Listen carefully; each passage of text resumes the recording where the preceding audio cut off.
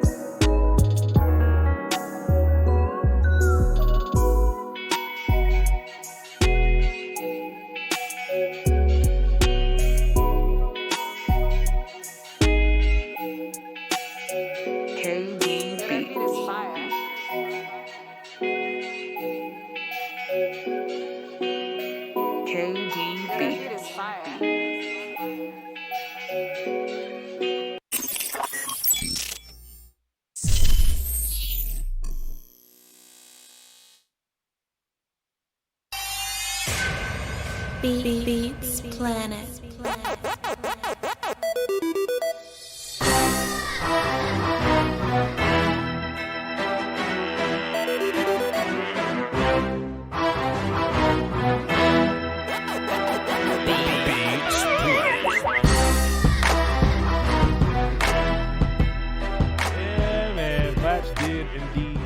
Up for this. Good morning. Good morning. Just had a meeting with my Yahoo people. That's how I look when I go to Yahoo meetings. Creative control, man. Creative control. But what's good, y'all? It's the morning after show. Normally I'd be doing these around like the afternoon or like the evenings or whatever, but it's Tuesday. It's Tuesday, so I can do the morning after. We can do this early, and it's 11:14. So, shit, a lot of y'all probably on y'all lunch break right now. Chat box, how many of y'all on your lunch break right now? Any Eastern time zone people where it's 12:14 for y'all? Anybody cooling in the break room, on the toilet, whatever y'all doing? Welcome. Thanks for being here. Just wanted to talk about the Cowboy loss from yesterday with a little more context. Not even context, but just a little more, I would say detail and analysis or whatever. It was bad, but it was a little worse when you watch it back. You know what I'm saying? A little worse when you look back at it. So there's a phone number on the screen. You might want to get in line right now. A lot of y'all be mad as hell that Voch, I be waiting on the phone all day. Voch, I be, we be we we be on hold. We be waiting for like an hour, 30 minutes. Well, if your notifications are on, then you get here early. If you get here early, you can get your spot early. We got some people that's getting a spot right now, so hop in before it gets too filled up. All right. With that being said, though, the defense didn't play as terrible as the score would indicate. It seems like when you run into adversity, the defense ends up looking worse. But we actually got some pretty solid defense to start with, right? We had a couple 3 and outs, and hell, I gotta pull it up here. Hold on. Started off good. Let's see. I need the box score. Here we go. By the first quarter was fine, right? Like it was 0-0 at the end of the first quarter, and in my mind, I'm like, bro, like I would love for Dak to be able to play a game where it's 0-0 by the end of the first quarter. You know what I mean? That would have been incredible. And it didn't end up formulating into anything because the offense was just so bad. And I was taking a look at the offense and just allow me to continue to watch and film or whatever, because I'm going to break down I've decided the film that I'm going to break down this week. I'm going to look at Connor McGovern for sure. And I was going to look on the defensive side of the ball, but I might still do it, but I don't know. But I really want to look at why Andy Dalton was so bad. And I don't think the answer was my offensive line is terrible. I don't think the answer to Andy Dalton being bad was offensive line. I think Andy Dalton was bad because he missed a lot of reads, bro. He missed a lot of reads. He held the ball and he got his ass sacked. Like he got him on his own self sacked, because of missing those reads. So I'm definitely gonna watch some film to get into that. Just to look at some of the misses, man. Because Cooper, Gallup, and Lamb didn't just get bad overnight. You know what I'm saying? They didn't just get bad overnight. And then there are some people that want to say Amari Cooper was terrible. Nah, he got 7 receptions for. Coop getting 7 catches for 79 yards. Lamb getting 7 for 64. Like, I think, them being able to do that with Andy says a lot about them. It says how nice they really are for them to be able to pull that off. But we couldn't get the offense going, man. Offense just couldn't get going. Zeke put the ball on the ground twice. Inexcusable, man. And, sometimes I catch myself being emotional fan, but then I catch myself doing it. And then I take my logic and I apply it, and then I move on in my life and get away from that emotional fanness. But I was actually looking at the game, right? And I was like, dog, like, what if Zeke is the reason why we've been losing all these games, right? Or the reason why we can't get going on offense. And I tried to apply some reason to it, like some nuance to it, right? Like, yeah, man, we just throwing the ball at Zeke. Zeke ain't that kind of running back. Or we're running the ball like this and like that. Or I bet if Zeke wasn't the running back, we wouldn't be forced to run the football on these downs that wouldn't be favorable. We'll just run the offense more balanced. I was just coming up with a lot of reasons why Zeke is the problem. But when you're emotional, that's what you do. And then Tony comes in the game and kind of tears it up a little bit. And I do mean tear it up relatively. I don't mean Tony Pollard came in and ran for 100 yards and nothing like that. He only got 10 carries for 31 yards rather. But it just seems like when Tony got the ball, I just felt a little better about it. And when Zeke was on the field, he was, he was fumbling. You know what I'm saying? So, but I eventually got out of my own head, because I got to do that sometimes. Just check myself, get out of my own head. I did eventually do that, and I was like, nah, man, that's not the problem. We just got to be a little better. Tony did really well picking up blitzes last night, by the way. I'll probably talk about that in the breakdown at some point this week. Andy's terrible, man. And then somebody else, too. I'm seeing a lot of Cowboy fans piss me out, but I'm seeing a lot of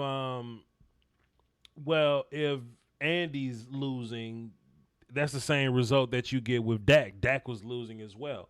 And I think that's BS and is very closed-minded. You should really think with a little more nuance. Not that I'm saying that anybody's wrong, because people have been saying that Voch been arrogant, calling people wrong, but I think you're wrong in my personal opinion. Because when Dak is playing, you're in every fight. When Dak is a quarterback, you're in every game. You may lose by a little bit, but you have faith that no matter how bad this team is, Dak can pull off some kind of heroics to get you back in it. I don't feel that way about Andy. You know what I'm saying? In a sense to where yeah, Dak losing, but like we lost by one possession because his team is bad or the defense is terrible. I don't see Andy really being good enough to beat the Washington football team. Honestly. And it sounds strange. It sounds weird, like, come on, Voch, don't be like that. But let's keep it a bean real fast, right? If we got a bad offensive line and the Washington team has a fantastic defensive line and we can't get things going on offense and our defense is just giving up points to anybody, then, Kyler Murray only had 9 completions last night. It don't take much to beat us. Kyler Murray had 9 completions for 188 yards, and one of those was an 80-yard pass or whatever. So if you take away that 80-yard pass to Christian Kirk or whatever, right? Kyler Murray would be 8 for 23 for 108 yards, bro, and 1 touchdown. And we couldn't beat that dude, To where I feel like if Dak was the guy, we either keep it close or we beat that team. But because we can get to 38. Like if Dak's the quarterback, we can put points on the board if Dak is there. But it seems like when you run into a little adversity, you run into a fumble, then the defense plummets. And I think that's where Arizona scored 21 points in the second quarter. And hell, at the end of the game, when they're emotionless and depleted, hell, at the end of the game, that's when they was looking kind of shaky out there. So people like to talk about Dak Prescott, and they say he only get his yards in garbage time. This is an accurate depiction of what a garbage time quarterback looks like. Andy Dalton, 34 for 54, 266 yards. That's garbage time for your ass. If you've ever seen what garbage time looks like, that's exactly what it looks like. Not where Dak goes out and throw for 500 yards. Like 500 yards calling it garbage time is sick to me. But 266, this looks about appropriate. 1 touchdown, 2 interceptions. 1 interception was BS, but whatever. Didn't do much rushing. And to be fair, DeAndre Hopkins 2 catches for 73 yards, and one of them was a 60-yarder. So without that big ass DeAndre Hopkins play, that boy was 1 for 13? 1 for 13. It's just these big plays that's killing you, man. These back-breaking plays. Hopkins got 8 targets. He just only caught 2 of them, and one was a big play. Jalen Smith, Cowboy fans definitely tired of him. Jalen Smith with 7 solo tackles. Donovan with 7 solo tackles. And then a bunch of cornerbacks getting tackles because they were just targeted, I always say that that when cornerbacks get tackles, that's because teams typically throw in that direction. So that is what that is. Just allow me to take a look at Van Der Esch and his game or whatever, and just let me figure that out. My man's Justin Hamilton, man. I'm so proud of that dude, man. Me and him played together. He played left guard for me when I was a center back in 2009, 2008 too.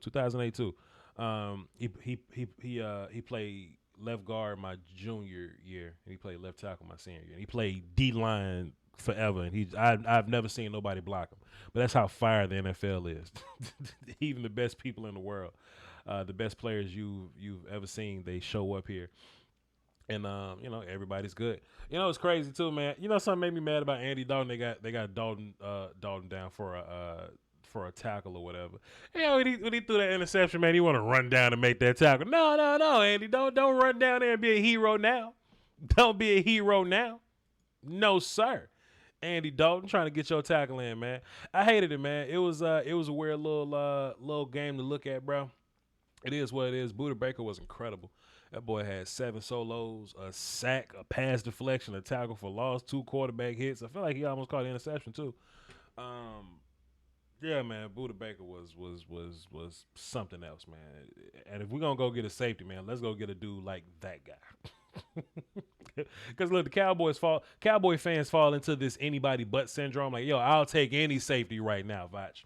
I'll just take any safety. Some Cowboy fans want to get back on that Jeff Heath train, and I thought Jeff Heath was, I thought highly of Jeff Heath, but people wanna hop on that train or whatever. Like, but if we gonna go get a guy, man, get a guy that's a upgrade. That's a real upgrade. And Buda Baker's incredible. Anyway, I ain't want to hold y'all too long. Let's get into these phones, bro. I want to hear what y'all got to say. If y'all want to call into the show, phones are lit, 515-606-5187, access code 309-104. Come on in, get your spot, and let's hear what you got to say, man.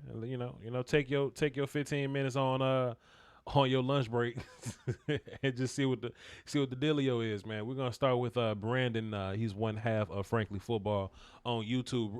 Robbie's in the chat box. What up, Rob? But on the phones right now, we got Brandon. What's up, B? What's going on, Voch? How you living, my brother? Hey, man, it's one of them mornings where I got to stand at the podium and address my people, man, but we gonna boogie, Yeah, you right.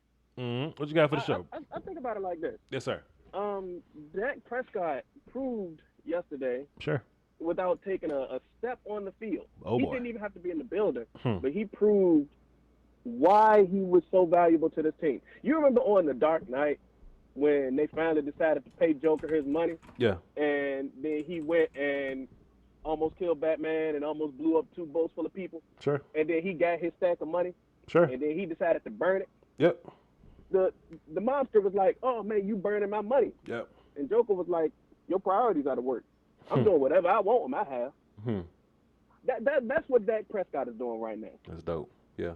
Dak Prescott is saying, "Hey, I'm gonna have my money. It's gonna be whatever amounts I please." Because Joker said they asked him how much he wanted to get paid. He just looked at him and said half. They scoffed at the beginning of the movie. First 15 minutes of the movie, they scoffed. But he, and by the end of the, but he movie, kept tearing shit up. He just kept tearing exactly. Yeah. That man flipped a fire truck like it was nothing, just to do it, and then eventually got his money to prove a point. And that's what Dak Prescott is doing right now. Sure. I initially said that just give me Gardner Minshew level play from Andy Dalton. Mind you, by the way, Brandon, before you finish, that was an incredible analogy, by the way. Incredible, but go ahead. Thank you. I appreciate that. But I just said, if you give me Gardner Minshew level play from Andy Dalton, I think we could probably pull something through. But, man, there's a lot of holes on this team, man. Sure. All of your offensive line is gone. Connor Williams is your most vetted offensive lineman right now, and that don't feel good to say. Sure. But we got 6 picks in the first 4 rounds, and I'm interested in investing all of those in my defense. I'm not sure if I'm going to completely look to the offseason yet, because at this rate, I'm not sure if we can win another game. I don't even think we could beat Washington, and that says a lot. Sure. We may be competing for a top 3 pick, and that would be some amazing draft capital right there. Sure. Let me ask you a question then. It's kind of soon to be talking about it or whatever, but like, but should we be looking at draft right now? Because if anything, I'm draft guy, and people gonna start looking at me real quick for draft content if we continue to, play the way that we plan or whatever. Like, is it too soon to be talking about it, man? Because honestly, even if we do go 4-12, but we still the number 1 team in this division or whatever, because it's so bad. I don't want to go like that. I don't want to show up to the fight like that. You know what I'm saying?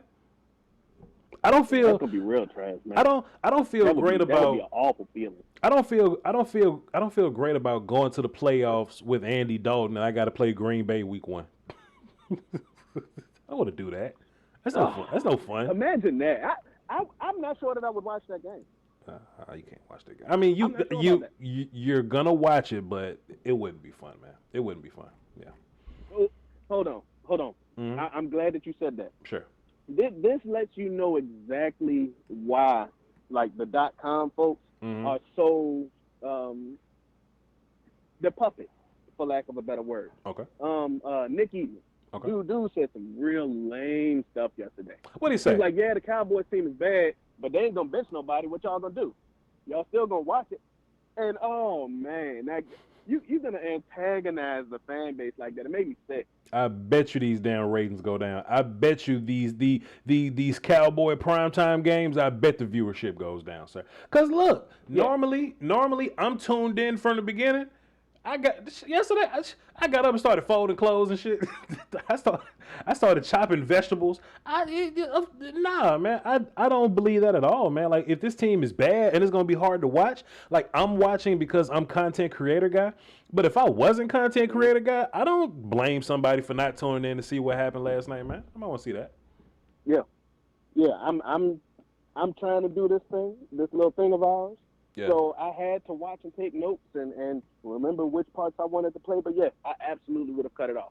Sure. Because I found myself looking at my phone instead of writing stuff down multiple times yesterday. Mm-hmm. It was painful. Yeah. So that leads me to this. Mm-hmm. They really don't. They need to try harder because the way that they talking. That is crazy. They talking like they are getting more viewership than you in the post game show. And you know what? you know, shouts out to Voch, man. But motherfuckers ain't even tuning in to .com after the damn show. So you're right. Facts. As humbly as I can say it, facts. Mhm. Yeah.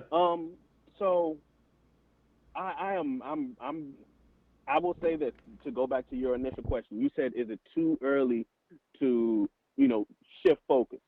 I think that it is always, talent evaluation is a 365-day-a-year thing.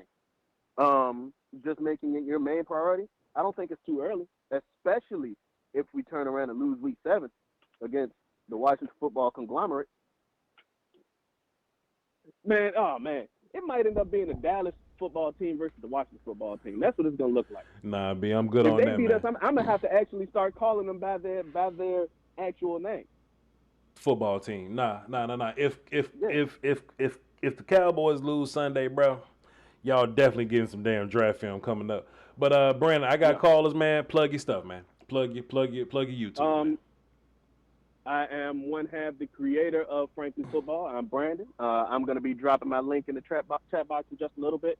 If you enjoy conversation like this, give my channel a look. Give a like to the videos and subscribe if you see fit. Matter of fact, what you doing right now? You busy? You got time? Man, I can literally work at will. I got all the time in the world. All right, cool. Hang around, man. We're gonna get Neil on the phone. Me and you gonna run this for the day. We're gonna get Neil on the phone. No doubt. Brother Neil, what's up, man? Not much, man. How you doing? Man, cool. What you got for the show, man? Talk to us about your Cowboys. This is Voch and Brandon from Frankly Football, man. Talk to him about your Cowboys, Neil. What's going on, Neil? Not much, man. Hey, by the way, Brandon, every time you call in, I always take note, you know what I'm saying, because I know that you're going to have something positive to go with the show. And my son appreciates it, too.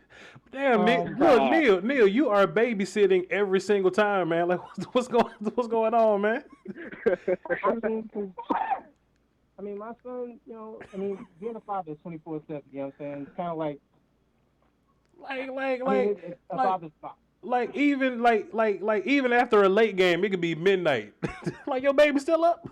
Like, come on. I mean, look, whenever you got a year and a half, you got an 18-month-old, you know what I'm saying? He's up whenever he wants to be up. I reckon, player. You say so, but go ahead, my guy. What you got? Get some melatonin gummies. Hey, look. Go ahead. Go ahead, Neil. Hey, I was thinking about like what you were saying, like with the Dark Knight reference. Right. And I was watching The Killing Joke. And one of the antagonists, he said, you know what your problem is?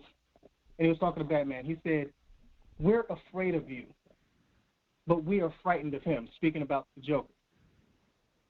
I think that right now, the Cowboys, they have nothing that people are fearful of, let alone being frightful of. We are frightened. It's crazy because, like, I think the Cowboys are fearful of the future of Dak, and they should be frightened of what's going on in their team. Okay. So I just don't know how to take everything. Kyler Murray had 130 yards off of 2 passes. Sure. And then you take the rest of that away, right? And he's got about 70 yards. Right. So like you look at that and you say, well, what was the problem? Well, I looked at the entire time I'm watching. Their blitzes looked very generic. There was nothing going on in that front. There was really nothing going on in that front set. Jalen was running around, but it was like, he's doing, like, I want to give Jalen credit. Because, like, he's been leading the team in tackles and whatnot, but it's just like, it's kind of like empty calories and whatnot. All right, baby boy, you can go ahead and take a walk. Shouts out to So, Neil, like, man. I really don't know. Shout out to Young Father. Right. Go ahead, though. Like, I'm not sure, like, what to take from this. So, like, do you try to move this Andy Dalton thing? You switch to, like, a West Coast thing? Like, to where, No, 1, 2 step drop? No, because we was doing that. we did that because we had to do it. Like if you notice, like right around the third quarter, we actually made the adjustment to get rid of the ball quick and just throw short, but Andy still messed that up. So I'll break it down on film this week. Andy just ain't good. And he's not good enough to overcome this offensive line. He's not good enough to overcome how bad your defense is playing or whatever. And he's not good enough to overcome turnovers. So, yeah. Absolutely. And one thing that I think I like your analogy, Neil. You mentioned that people need to be fearful of certain things in the Cowboys. I think that people already are. When I say people, I mean the players. The Cowboys' name, the brand, doesn't hold the same appeal that it used to. So they're not able to get high-quality free agents at a very competitive rate. In fact, I would say that a lot of free agents charge more to come and play for the Cowboys. The name doesn't hold the same value. They're afraid of probably some culture-related things. Could be related to the front office. I'm not there. I don't know that. And I do think that people are frightened of the quarterback situation as well. So I think that analogy was actually spot on. But it goes deeper than you let on initially. One last point, Neil, before I hang up on you. Go ahead. Okay, so like, with that being said, it's like, what do you think the end? Like, what do you think the end game is? Like, do you think that they just need to do something with Mike Nolan, just like go ahead and throw him in the trash and look for something else, let him finish out this year, and then like look for something else? Do you think that we need to give him more time? Because like, I get it. We have a lot of injuries, but that back end should not look that bad. Like you're football players. You're in the NFL for a reason. There should be no reason that every game we're looking at somebody running free for 50-plus yards. You know what I'm saying? So, like, what do you do with this team? Do you need to have, like, an entire team meeting, like, from the upper staff, like, the draft people and everything, bring all of the Cowboy organization in and talk about this thing? Well, they already do that, Neil. They have meetings every day. They got multiple meetings every day. I just think your players aren't good enough. You are dealing with injuries, and you just got some woes that you got to get over, man. You just got to hope four comes back and just be 4. But Neil, great call, man. Keep being the dad. You hold it down for the Doski Woski, my guy. Call back next week. Well, word. Appreciate it. Yeah. Brandon, somebody in the chat box said that we should hire Dan Quinn as the offensive coordinator. What you think about that? Dan Quinn just came off of being 0-5. I think that I would rather have Mike McCarthy calling plays and just keep Kellen in place until the end of the season, because I mean, at this point, what do you really have to lose? Okay, Brandon, let me ask you this again. Let me ask you in a different way. Would you rather have Sean McVay coaching defense? No, not at all. You want guys to be in their roles. Dan Quinn is not going to come coach offense for us. And I don't think our offense is an issue necessarily. But what you think about what he said in terms of Mike Nolan? You trying to push him off a bridge already? Not yet. I'm gonna let him. I'm gonna tell him use the full roster as far as defense is concerned. At the end of the year, I can't speak on that. I'm not a mind reader. But I want to see what these guys have. And that's for one reason, and one reason alone. I'm already looking forward. I think that anything that he does negative also has a positive. You feel where I'm coming from with that? Sure. And to be fair, the only bail I can shoot Mike Nolan is that like it ain't like he got a whole bunch of talent to work with. You know what I'm saying? Like it ain't like he got studs over on defense to play with. So I'm willing to like hang around and see what happens, but people saying that we need to bring in Wade Phillips and bring in his scheme. They run the same scheme, so it ain't scheme. We're gonna get Uncle Charlie up here. Hear what he got to say. What? Huh? What? They got past the Redskins. They ain't gonna be the Steelers. Huh? Who you over there talking to, man? Yo, Huh?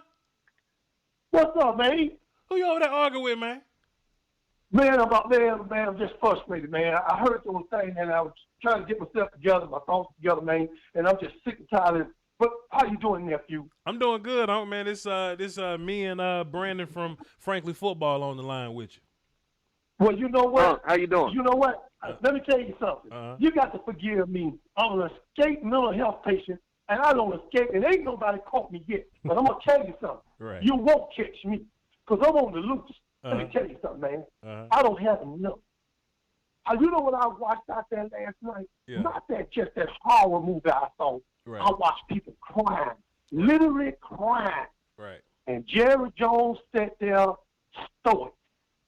He had that mask on, though, he had that mask on like he was on Star Trek. But I'm going to tell you this. I'm sick and tired of this. And then I hear somebody say, "Oh, Charles, you're not a Dallas Cowboy fan. You never give up on your team." I said, well, I got to say this to him. Was you here in 1979? Because if not, you don't know what the hell you talking about. I've been a Dallas Cowboy fan since 1979, all the way up to now. And nobody loves the Cowboys like I do. But reality is reality. Right. That what we saw last night is a horror movie. You might as well have been playing against Jeffrey Dahmer's team because you got your ass ate up right on TV. Yep. Let me tell you something. I am sick and tired of this. Everybody want to blame Zeke. You can't blame Zeke. Yeah. Zeke fumbled the last game. You want to blame the defense. Don't blame the defense. It's only one person you need to blame, and that's Jerry Jones. Jerry Jones is like Santa Claus. Oh, Merry Christmas. And then you pull up with all those presents, and then you open them, and a damn thing else. He sells dreams, and you get a nightmare. He ain't going to never change, and not Stephen Jones coming up, and he's going to be another 20-year mediocrity. My daughter is 25 years old. You know the last time they been to the Super Bowl? She was a baby. Yeah. What the hell we waiting on? Another millennium? I don't know if God can give us that. So we running out of time, bro. Yeah. And I just want to know from you, Voch, what you think about what we need to do now. Because if we can't deal with Jerry, who the hell can we deal with? If they hire Voch Lombardi, would be better just immediately tomorrow. So let me just go ahead and say that as humble as I could possibly say it. But I just don't think we got good enough players to overcome what we dealing with. So we just gonna have to retool and come back at it. I think we have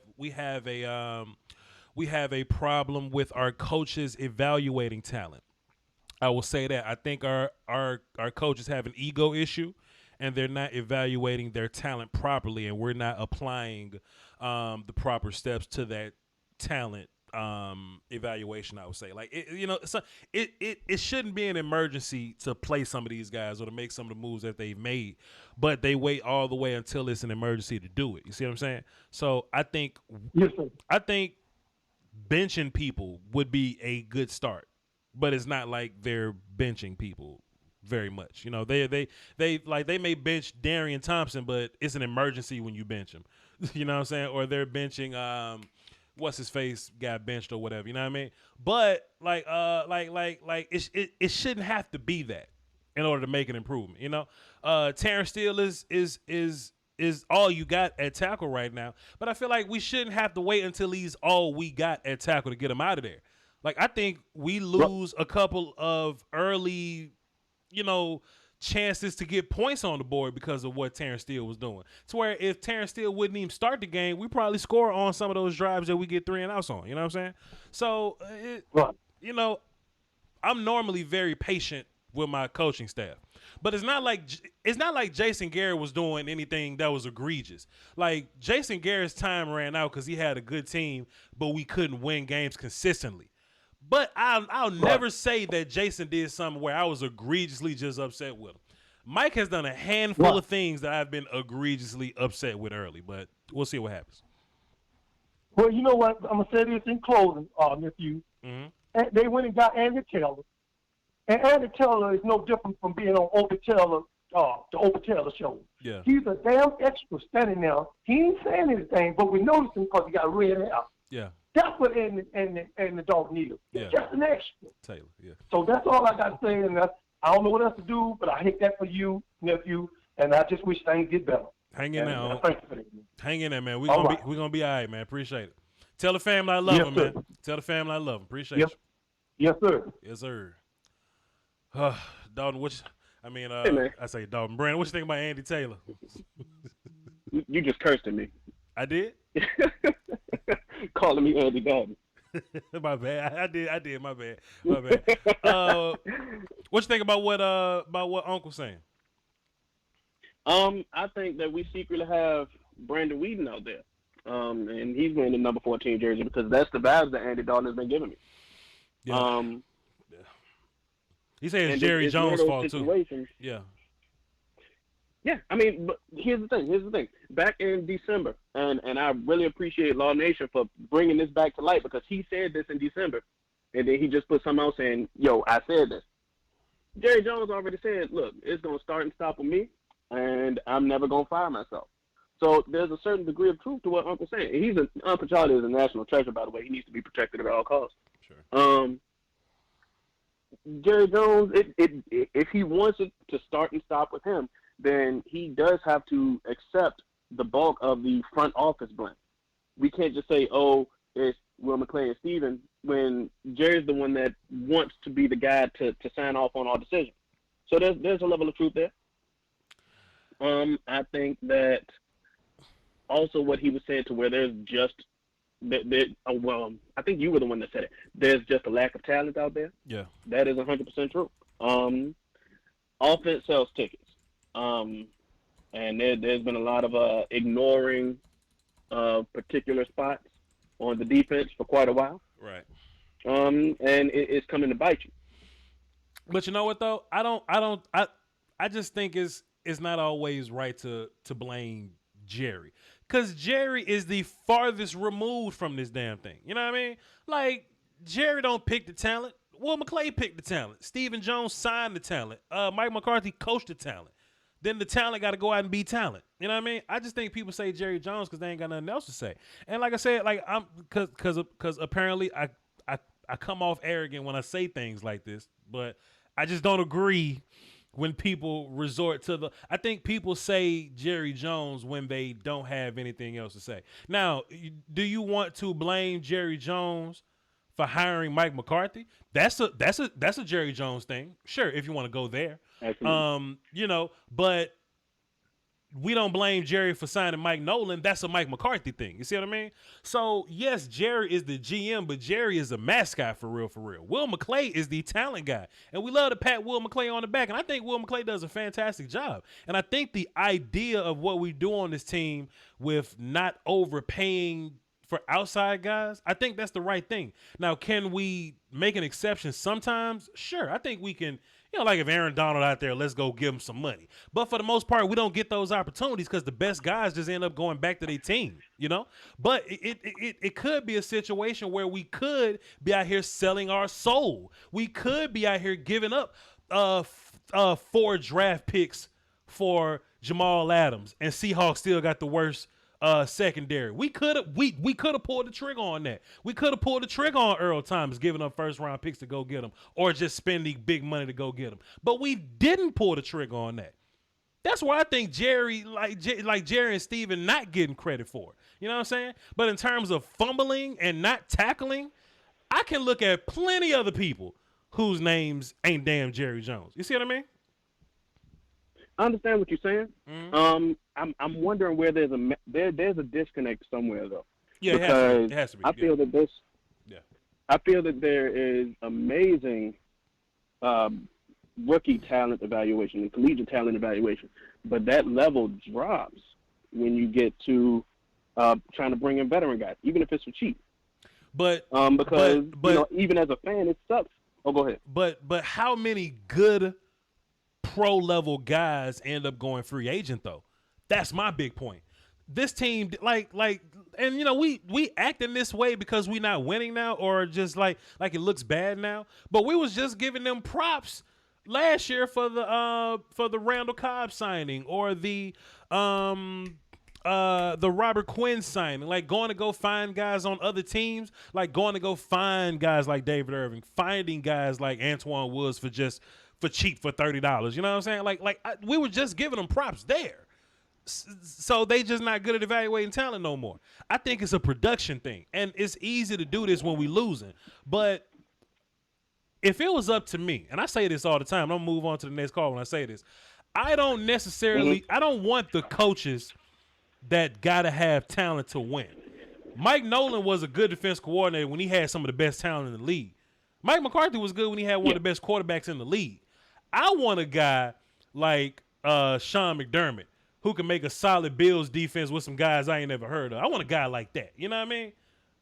I think that's what everybody wants. Sure. So when we finally get talent, he can elevate that a little bit. You know what I mean? But then again, it could be growing pains. I don't know. I'm the offensive YouTube guy at Sequoia Media. Let's get the other half of Frankly Football in here. Let's get Chris up here. Chris, what's up, man?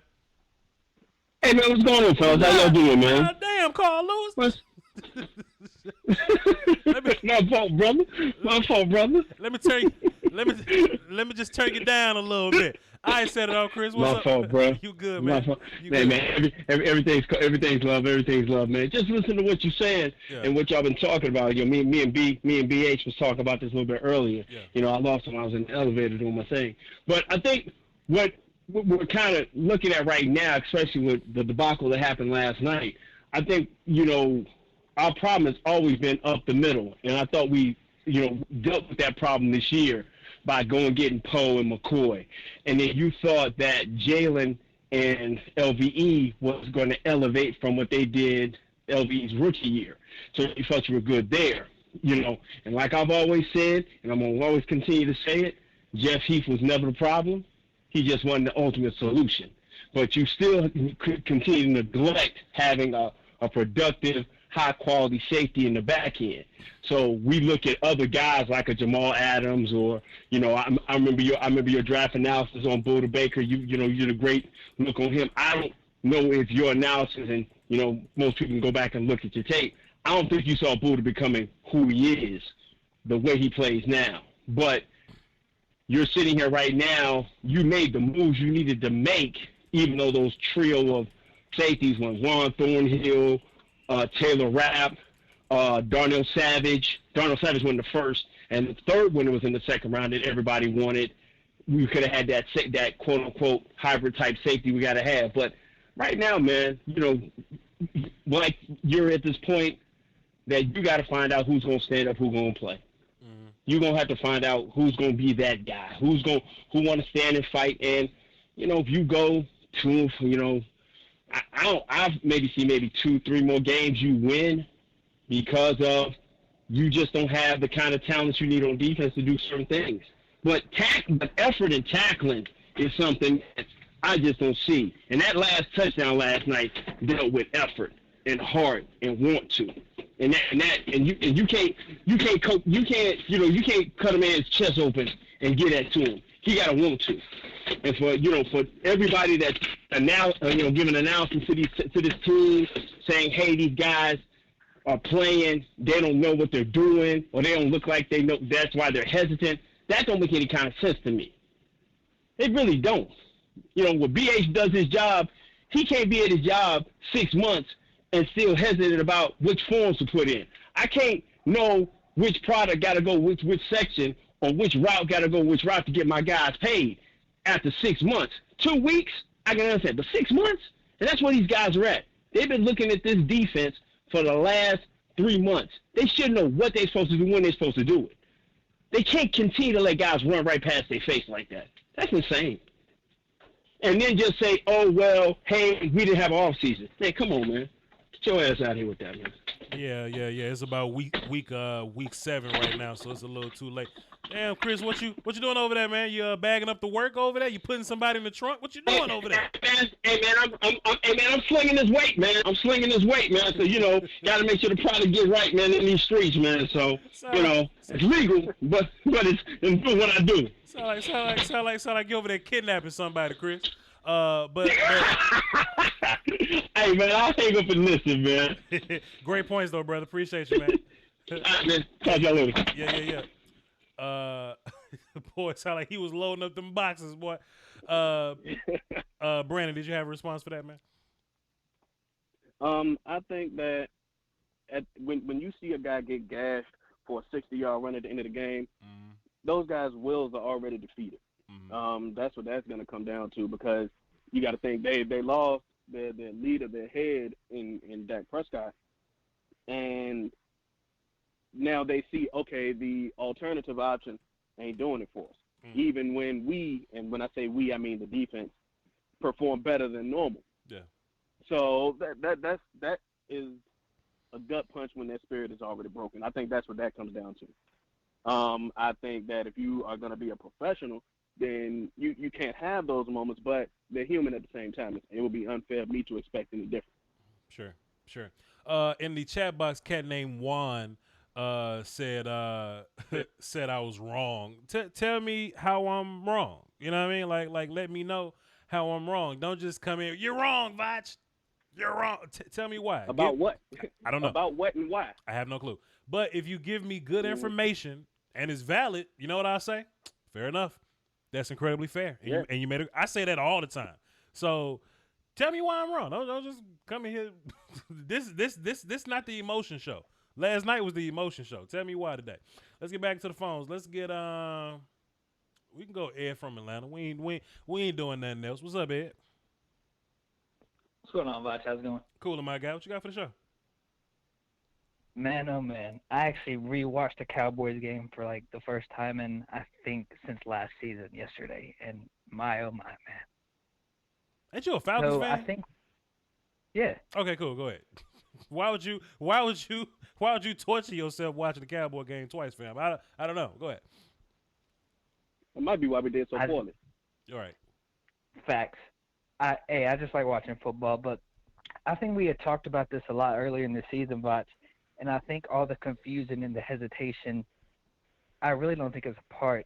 I really don't think it's a slight against the players.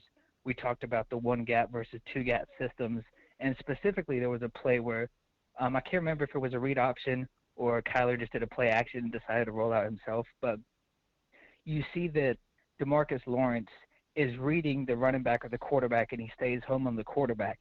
And Jalen slides outside, and he's waiting outside he crashes in inside, and he's waiting for the run. So you have Lawrence and Jalen Smith playing the inside. Sure. And that's only because in two gap, Lawrence is the person who's reading, and then Jalen is trying to figure out where Lawrence is reading. That's why he's so hesitant. So as soon as Kyler escapes, it's a done deal. He's Kyler Murray. It's not like you're guarding some little slow quarterback. Yeah. So I really think it's an issue with the two-gap system because on paper and personnel-wise, I think you guys do have the talent. No, we don't. Just because you have LBE, Jalen Smith, and all abundance of guys on the defensive line. No, we don't. I can understand. No, we don't. Hey, yeah, I wholeheartedly disagree. No, we don't, but I'm listening to you. Go ahead. All right, I'll allude to this then. So the Falcons finally – can I swear on here? Shit, yeah. All right. The Falcons finally fired that piece of shit, bitch-ass, fucking no good for nothing fucking Dan Quinn bitch. I didn't know we was going to get 6 in a row, man. Damn, hey, I thought – what you trying to do, man? Talk about my paint. What you trying to do? You remember when Kevin Hart mama told him that he could cut? Yeah, you said he took it a little bit too far. You said 76 of them. I said one cuss word. What you trying to do to my product, man? Hey, man. Damn, Carlos.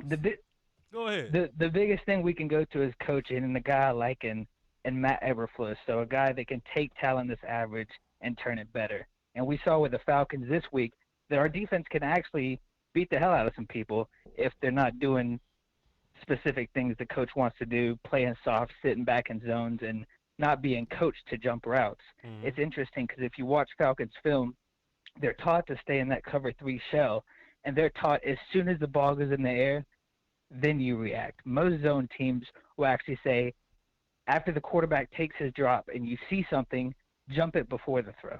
Yeah.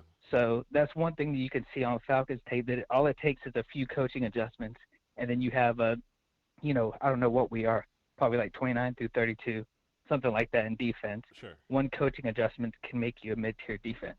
So I really think you guys have a huge coaching problem, and the fact that you guys let Byron Jones go, that never helps. Yeah, that sucks. Somebody in the chat box was getting on us because we said that this defense doesn't have talent. Well, this is a very "what have you done for me lately" type of league, sir. So yeah, I mean, if you can project Everson Griffin preseason to be talented, but he ends up not being, that's one less guy. So I can say that about a bunch of guys. So we're running out there, Darryl Worley.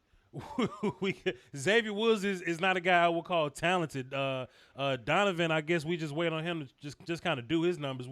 He's giving us hope, but he's not a guy I would call talented. Diggs is talented. Alden is talented. D-Law is talented. And I would say that Van Der Esch is talented, but that's like 3 guys. All right? What was that, 4? 3 guys? 3 or 4 guys out of 11. That ain't passing. You do not graduate with that grade, sir. Go ahead.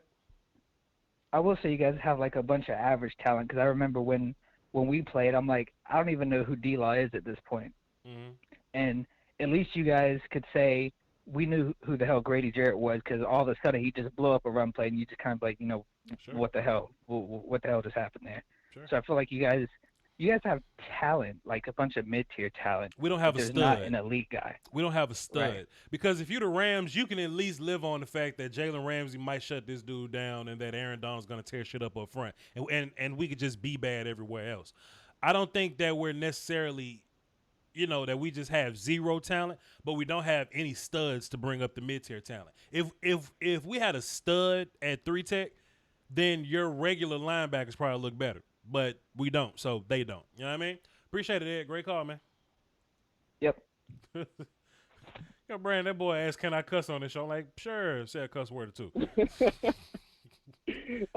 He pulled out all of them. Every one. This shit turned into a goddamn 2 short song, man. Come on now. Let's speed this up a little bit. Get this thing boogieing. Joe Sandberg, what's up, sir? What's up? Everything. Good to hear from you, Joe. And it's good to hear from you guys too. Mm-hmm. I think we're still paying from sins from the past administration of like letting coaches influence too many draft picks. Okay. I mean that specifically with all the draft picks that they missed on in the Garrett administration, where they would let their coaches influence the picks. Okay. Mm-hmm. And I see your point, but I want you to elaborate. Yeah. Okay. Yeah. Give us more. Okay, I got you. Yeah. Like, I'm pretty sure this was the Jason Garrett administration that you let you picked Taco Charlton instead of. There's a few players that probably wanted instead, like a TJ White, TJ Watt, Miles Jack, Thornhill, some of those guys. Yeah, I feel you. Yeah. Right. I think that's part of the things that we're probably going to be recovering from for a little bit. And by the way, the red rifle is more like a cap gun. Yo, Joe, don't ever call him the red rifle on my show no more, okay? I will not. I call them BB gun for a reason. There you go. A rifle would imply too much power Sure. that it doesn't have. Thank you, sir. Oh my. Yeah, and the thing that you were talking about having talent on defense, it seems like you need to have at least two of those blue chip Sure. players on defense. Right. Yeah, And Joe, man. I see what you're okay, go doing ahead. with that. Go ahead. So I honestly see us going forward. These next few drafts are going to be really important for us. We'll see what happens, man. And you make a really good point when you say the past administration in terms of draft, because we can look at this draft class, but what you really need to pan out for you is the last few draft classes. Now, I don't think that the last few draft classes were absolutely terrible. It's just that in some places we just need more guys, and is that. Plus, I just think it's just guys be hurt, but anyway, Joe, great call, fam. Salute to you. Salute to you. Watch, I have one more analogy. Go ahead. Please. Go ahead. Quickly. And the thing with the Dark Knight, Dak Prescott is like a Batman. In one instance, he's the hero we don't deserve. That's fair enough. We are. I dropped my camera. My bad. We are on a roll with this damn. My camera fell over. We on a roll with these damn Dark Knight analogies, man. Appreciate you, Joe. Yeah, man. We don't deserve that. Especially Cowboy Nation. Cowboy Nation, not everybody, right? But this is the however many people that, when Dak went out for that one play in Seattle or just whatever game that was, and Andy came out for the one play. Like the guys, like the fans that cheered for Andy, and there was a lot of them, because it ain't but 20,000 fans that was in the stadium, and it was a blaring cheer that you could hear from the damn TV. It was enough to make noise. It was enough to make noise. And all the people in the chat boxes and the Twitter machine. I said last night, I'm not going to be the guy that stoops to their level and hate on Andy just because they was hating on Dak. But I did hope that they learned their lesson. I hope they learned something today, man. I hope they learn. The conference has been locked. Reality smacked them real quick. Yeah. Real quick. Fast. But, Brandon, I'm about to put 70 seconds on the clock, so we're going to play a little bit of clock game with these good people. We got 19, excluding me and you, so we got 18 people on this phone. I think we're going to get a little bit of clock game going on these people, because I do got to go work out, and I do got to come back and make my thumbnails, and I do got to come back and rewatch this game and come back and get ready for this Yahoo and get this film out, because y'all gonna be bothering the hell out of me about that this week. Brandon, who you gonna be watching film on this week? While whenever we get it or whatever. Who you gonna be focused on? I want to go to Leighton, starting with the linebackers, because I want to see how big of an impact Leighton being back really had. If it was more of like one of those mental things where guys just felt more comfortable with him being in rotation, sure, or if he was really out there, busting heads. Yeah. Voch, you see Dez talking about we should have drafted Ramsey and Henry. Let me just explain something to y'all, right? Two things. First of all, hindsight 5 years later, I'm not trying to hear it. I'm not trying to hear that at all. But my second problem with that is you won a lot more games with Zeke than you think you did. And Derrick Henry really didn't get good till, 2 years ago? Last year. Yeah, I'd say last year. Yeah. So this year and last year, Derrick Henry just got good for real. Zeke's been the best running back in football since we got him. So it's easy to look back and say it's a game where he busted Cliff Avril. Right. So it's easy to look back 5 years with that level of hindsight to say we should do this or we should have done that. But I think that's irresponsible. You know what I mean? And Jay, if you're not happy with the Jalen pick, just say that you're not happy with the Jalen pick. Just say that. Say that we should have gotten Zeke and somebody else in the second round. You know what I mean? But as far as whatever, who cares, man? But we about to get in the clock game though. That's what Daru thinks. Right. We got 70 seconds on the clock. We gonna boogie. We're gonna start with Carl. Then Jay called in twice.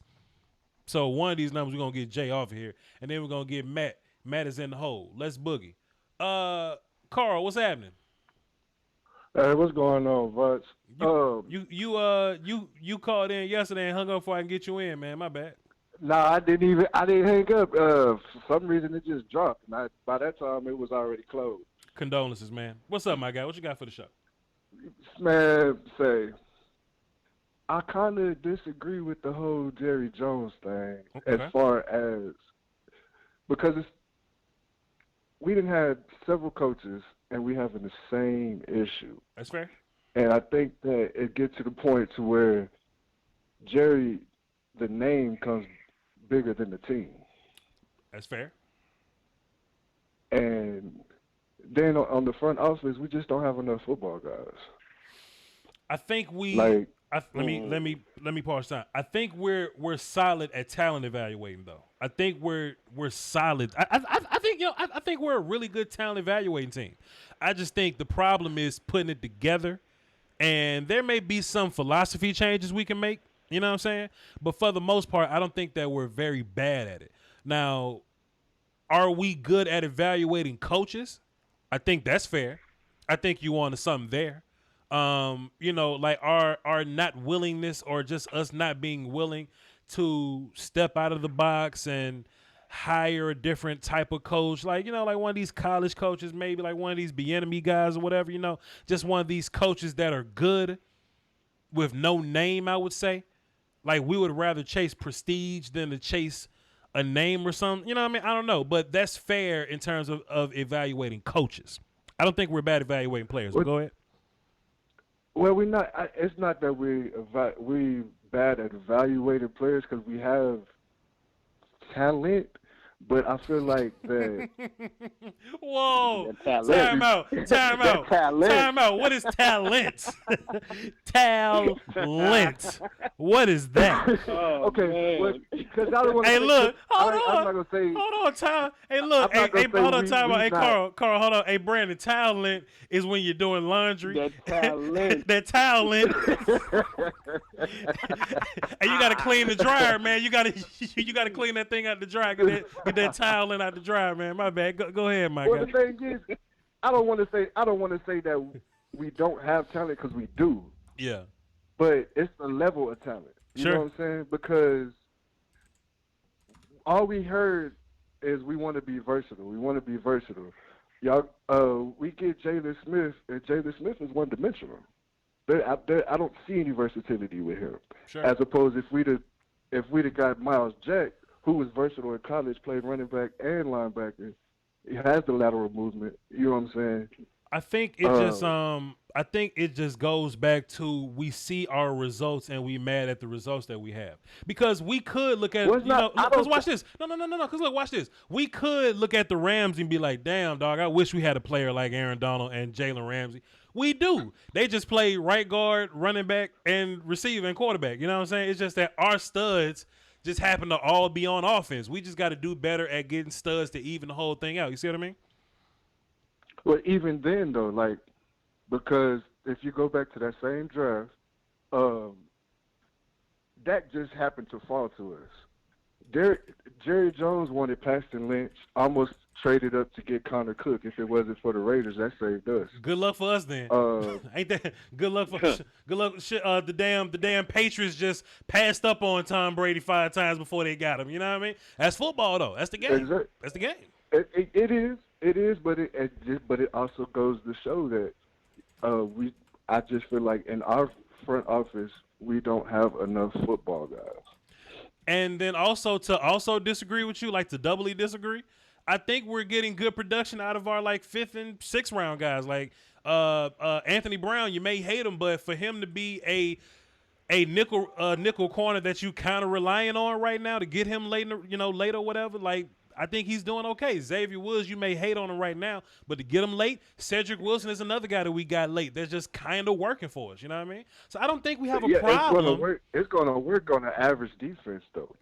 We're an average defense, so of course they're going to stand out because when we had talent, we didn't want to see them on the field. I think we have the best offense in the league when Forrest playing. You know what I mean? So I think what your big gripe is that as hard as we go getting talent for the offense, we need to distribute that evenly. Because we can't say that we're not talented. We got the best offense. Dak's still the highest rated quarterback in the league missing a game. Oh, there's no gripe about that. You know what I'm saying? So I have no problems with the offense. So what I'm saying is you can't say that we're a bad talent evaluating team when we got talent. The talent's just not evenly distributed. Does that make sense? Well, I didn't say we're bad at talent evaluation because I said we have talent. Sounded is what you said. But go ahead. On the defensive end, mm-hmm. we've missed on a lot. Right. As opposed to the offense, we've missed on a lot on the defensive end. Okay. A lot. Like where? Like we go Like I'm not disagreeing with you. Like I'm not disagreeing with you. You know what I'm saying? Hold on, time out, Anthony. Anthony Hitchens is great. Oh, that was hold on, Anthony Hitchens. When he got to the Chiefs, yes. Anthony Hitchens was good here. Listen to me, because look, when you're right, I'll say fair enough. But when I think you're wrong, you're wrong. There have been plenty of times Sean Lee been hurt, and we've seen Anthony Hitchens walk into this thing and tear shit up. Anthony Hitchens is a good player, and I think that says a lot about our talent evaluation where we can find Anthony Hitchens in the 4th round wherever we found him. The problem is we just didn't want to pay Anthony Hitchens. The Chiefs paid him, we just didn't. But Hitchens is a good player. He was good for us. And another one, I think we should have kept Damian as well. We just don't line up. We just don't line up with a lot of Sam, and that's another situation where we played him. We just didn't want to pay him. Who else? Who else on defense? There's so many. If it's so many, give me some. Carl, you know how we get down the Voch Lombardi show, man. If it's so many, give me more. Because because what it sounds like you're saying is you want our third round players on defense to play like first rounders, and that's not the case. And if you look at where we spend our first round picks, no. If you look at where we put our first round picks, it's been running back, left tackle. We traded to get a receiver. We drafted a receiver, right guard, center, running back. We put first round picks into offense. Our only first round pick on defense is Leighton Vander Esch. That's it. Everybody else is just patchwork guys. Now here's the thing that I want to kind of chime on. Go ahead, Brandon. Just to kind of like expand on his point, I think that the coaching staff, and I'm not sure if this is this current coaching staff who feels this way. That remains to be seen. But they don't hold certain position groups to the same regard as others. That's fair. For example, like your one tech situation, or we've talked about safety, sure, things like that. Mm-hmm. So that is where I feel that Carl's point has a lot of truth to it, and that's fair. We just don't hold value to those. And that's really where that's my point, because we've always had issues in the middle. Then say it then. Then say it. And then the safeties. Man, how many times did we have to go like Pat Watkins and all them other ones that like we don't value where we were strong when we were winning. But even if that's the case though, and I'm gonna hang up. Hold on, wait, time out. Wait. Hey, yo, Carl, I gotta get you up out of here, man. My bad. That's your time. All right, man. Appreciate you, my guy. Appreciate you. But look though, even if that is the case though, right? Even if we don't value one tech and safety, it's still not like we have a first round pick invested in 3 tech. We don't have a first round pick invested at DN that worked. It could have been, but we didn't have one. And we spent the first rounder on Byron, but Byron's gone now. And when Byron was playing, he was one of our better players. I just think we simply got to put more first round picks in the defense. I think that'll easily fix your problem. I think that's an easy fix. Hey man, if the paycheck was assigned to me, I would put all 6 of those on defense, first 4 rounders that we have coming up on defense. Yeah, I feel you on proudly. That. I feel you on that. We got Miss Scouting Pro in the chat box. Everybody just please stop and just say hey to Miss Scouting Pro. I'm going to say hey just a little extra because I'm Voch. I'm like, hey, Miss Scouting Pro. Because I'm Voch and I'm extra. But everybody just please just say something nice, Miss Scouting Pro. She comes through. She's so incredible with the Dallas media team, man. And she just hold Voch down, man. Y'all just be nice, Miss Scouting Pro, for like 30 seconds, please. Thank you for coming through, Miss Scouting Pro. Let's get back to the phones, man. Yo, Brandon. I tell you what, man, I hold my audience to such a high standard.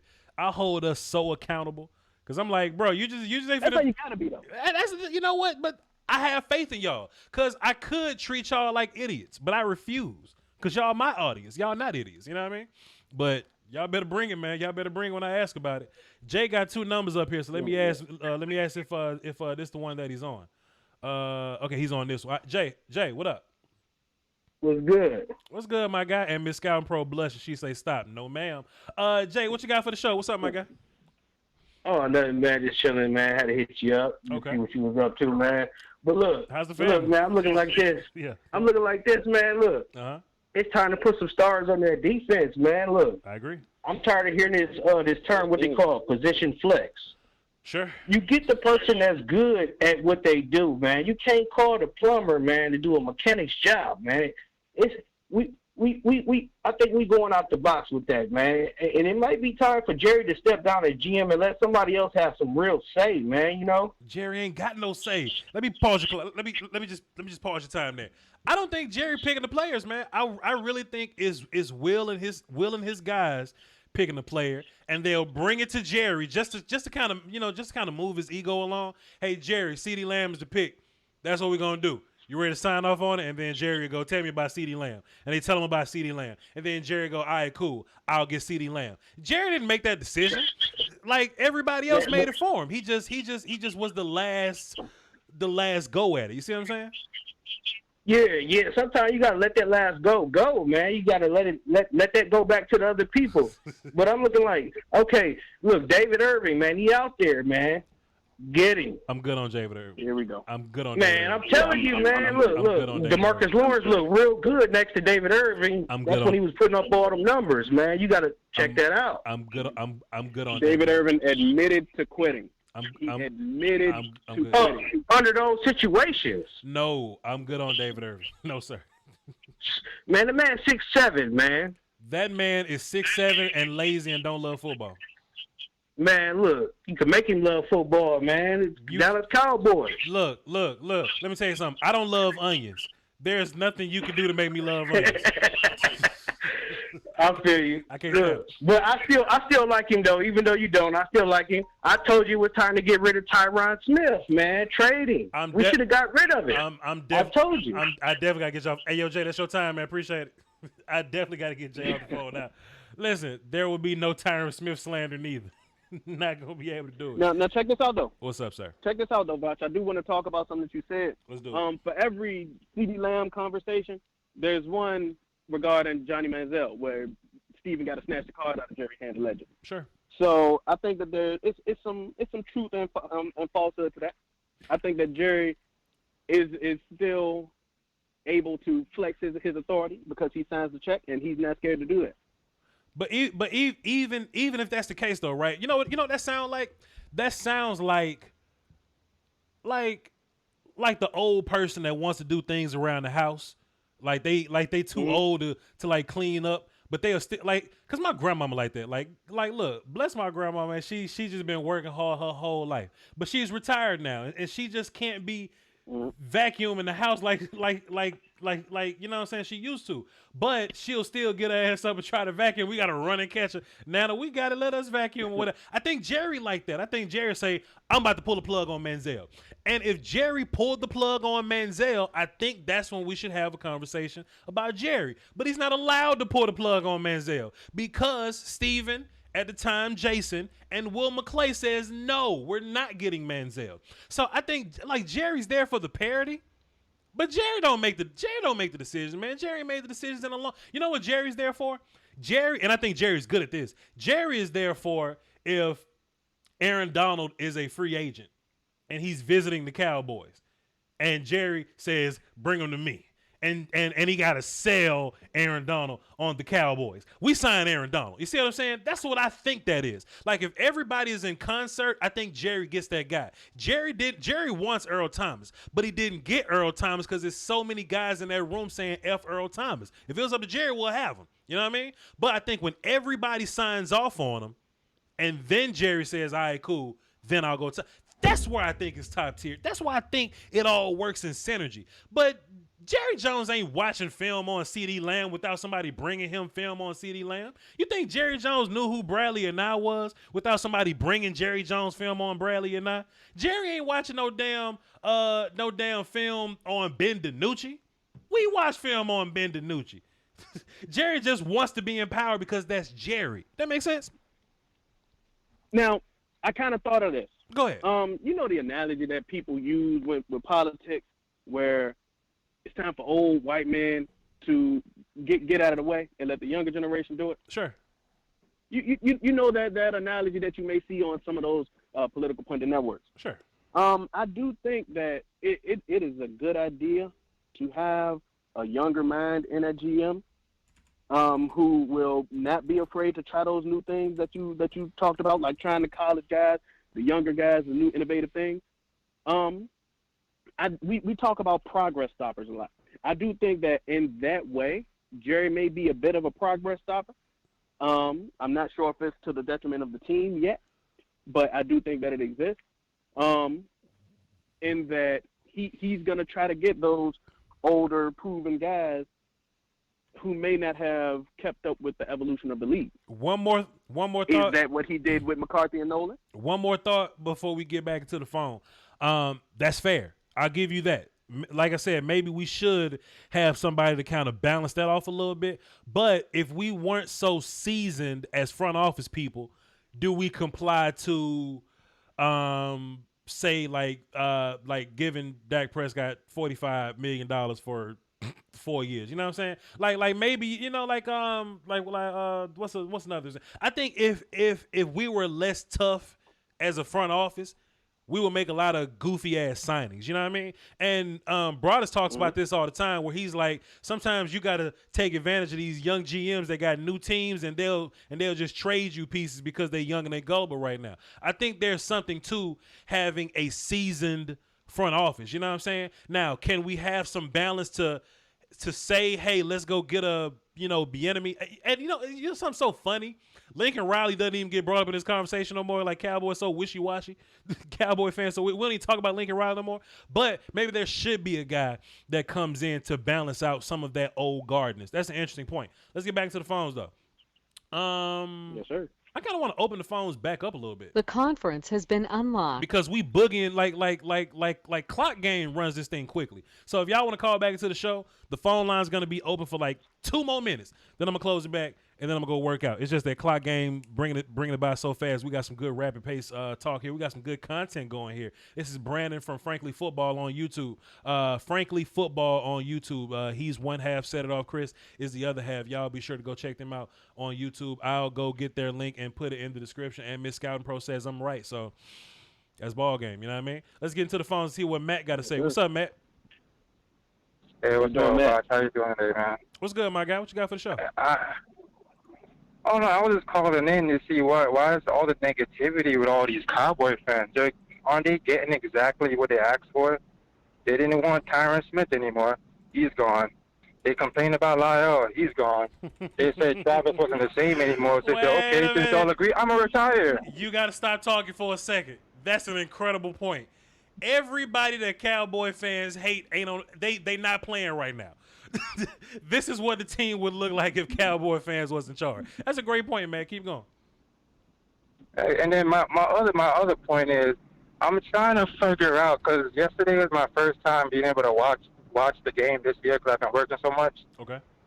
I'm trying to figure out, because I seen last year and I seen the first game this year. What's the fascination with Jordan Lewis and Leighton Vander Esch?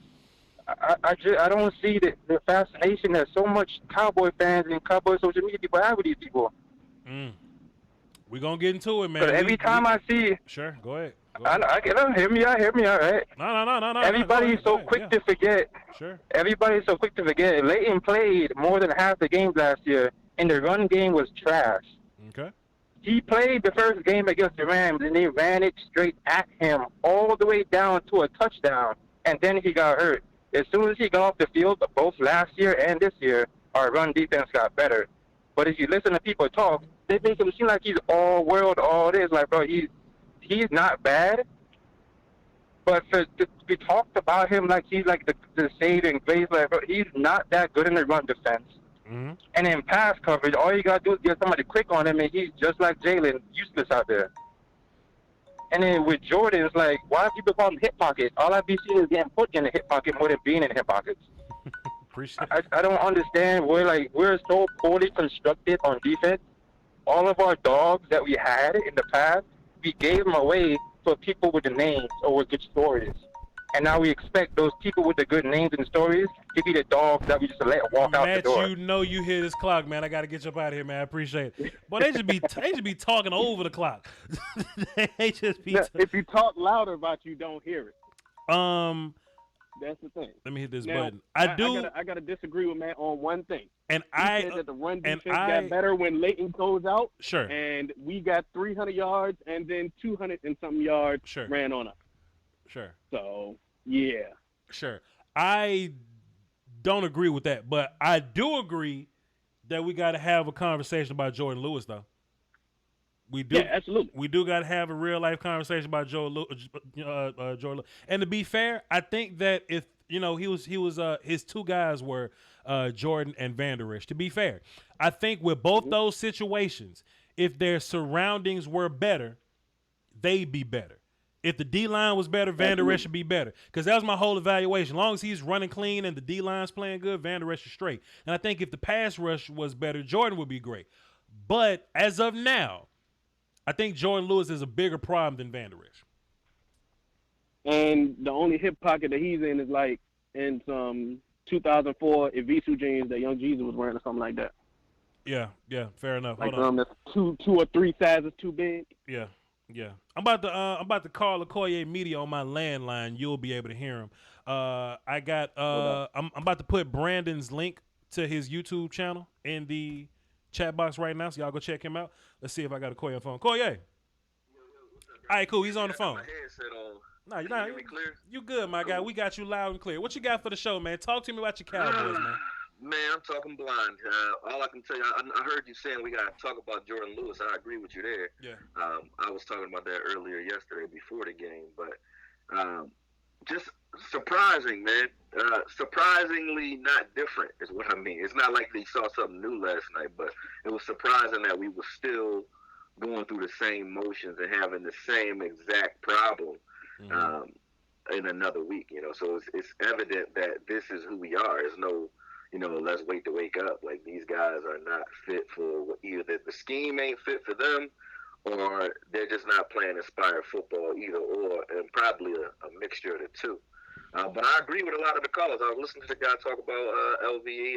I agreed. I was kind of pissed yesterday. Like, if this game is supposed to count, and we truly are, and I'm listening to you talk about the front office, and if we're truly, really trying to win, then what is the justification for doing some of the things that we've been doing? Like, why would you see that there's improvement in not only your overall defense with Joe Thomas out there, but your run defense especially, and then say, hey, let's get LVE back out there. For what? Are you trying to create a superstar, or do you feel that he truly is one? I don't understand what the move was there, because we didn't get better, obviously, with him playing.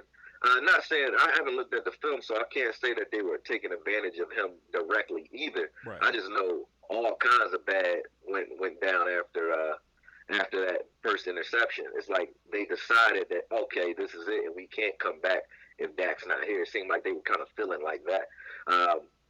That's one thought. Like, I'm just, like I said, going off the top with my feelings. I ain't get to really talk after the game. Sure. But the other topic that keep like shooting out my mind, and I was rooting for him too, and I still am.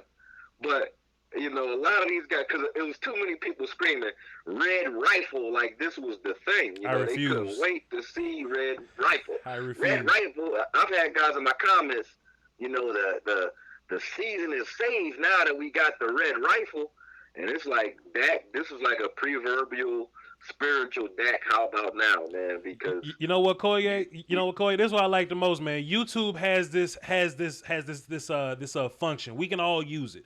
We can all go and search comments now, okay? And I started to be petty and search every comment that ever said anything positive about Andy Dalton over Dak Prescott. I was just going to go be petty because I got time today. I was just going to go and just write a little comment and just put a little smiley face in it. But you know what? That ain't what I want to do. I don't want to stoop down to their level. I just hope they learned a damn lesson. I hope they learned how valuable 4 is to this team, man.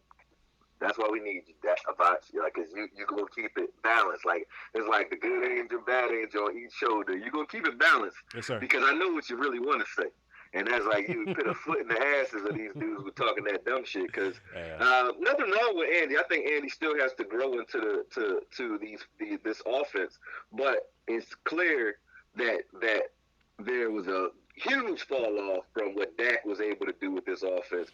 offensive line or not. You can't tell me it was just Zach Martin going down and made Andy Dalton trash. So it's not that. Right. That's the only difference. Is Zach Martin wasn't there. They shuffled the line around a little bit, but he had time back there in certain.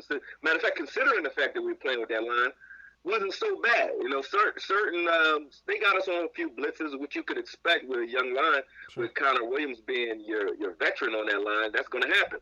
But for the most part, they protected him well enough for him to be able to mount something.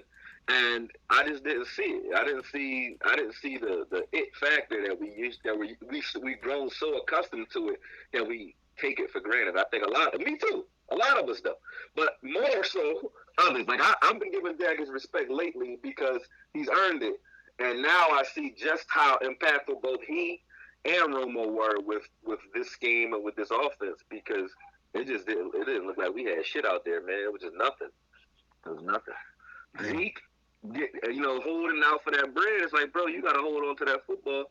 But all these emotions just flew at me at the same time, man. When it came to this team, it's like now I really understand like the impact of what Dak is and was to this team, and it's good for him. You know what I mean? Good for him that people get to see. Like, hey, man, this is what I mean. You know, so it couldn't have happened any other way for people to like realize it this soon. So good for him. Sure. I feel you on that, my guy. You know what I mean? And, when I say things negatively about Andy Dalton, it's not me attacking Andy Dalton. I'm only attacking people that thought Andy was going to be as good as or better than Dak. That's all I'm saying. That just anybody can that anybody can just come into this offense with these receivers and be great with these receivers and Zeke. That anybody can just overcome this defense, can just come in and just put 49 points up just easy.